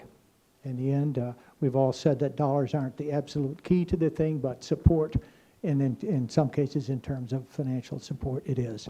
I would urge you, because some of you are professionally involved, some of you are on the governance side.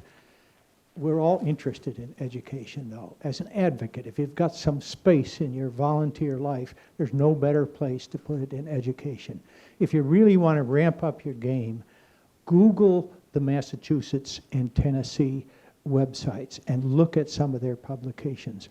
Massachusetts has one that's about this thick that it will read like an exciting novel if you're interested in education, I guarantee. It also will help you do your focus on the future. Massachusetts has recently launched a plan for the next period of time, the next 10 and 20 years. And it will amaze you in terms of the things that they're looking at for what's going to be important in the next 10 or 20 years in a kid's education. The answer is we don't know specifically, but we ought to get organized anyway to produce that. And the same thing in terms of Tennessee, so that you can be an advocate, because you're all in lots of forums, family forums, business forums, teacher forums, legislative forums, and you can be an advocate for some of the changes that need to be happening that aren't happening. For example, We need a group of dedicated evangelistic business leaders to come together at some point to make all this happen. You can help precipitate that happening.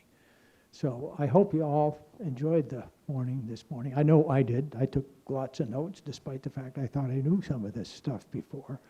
And I hope we can build on it and connect with you in the future and keep you all involved as partners for this thing. So thank you very much. Amber, did you want to say something? Thank you so much for coming. We appreciate it. Thank you to our panelists. Thank you so much.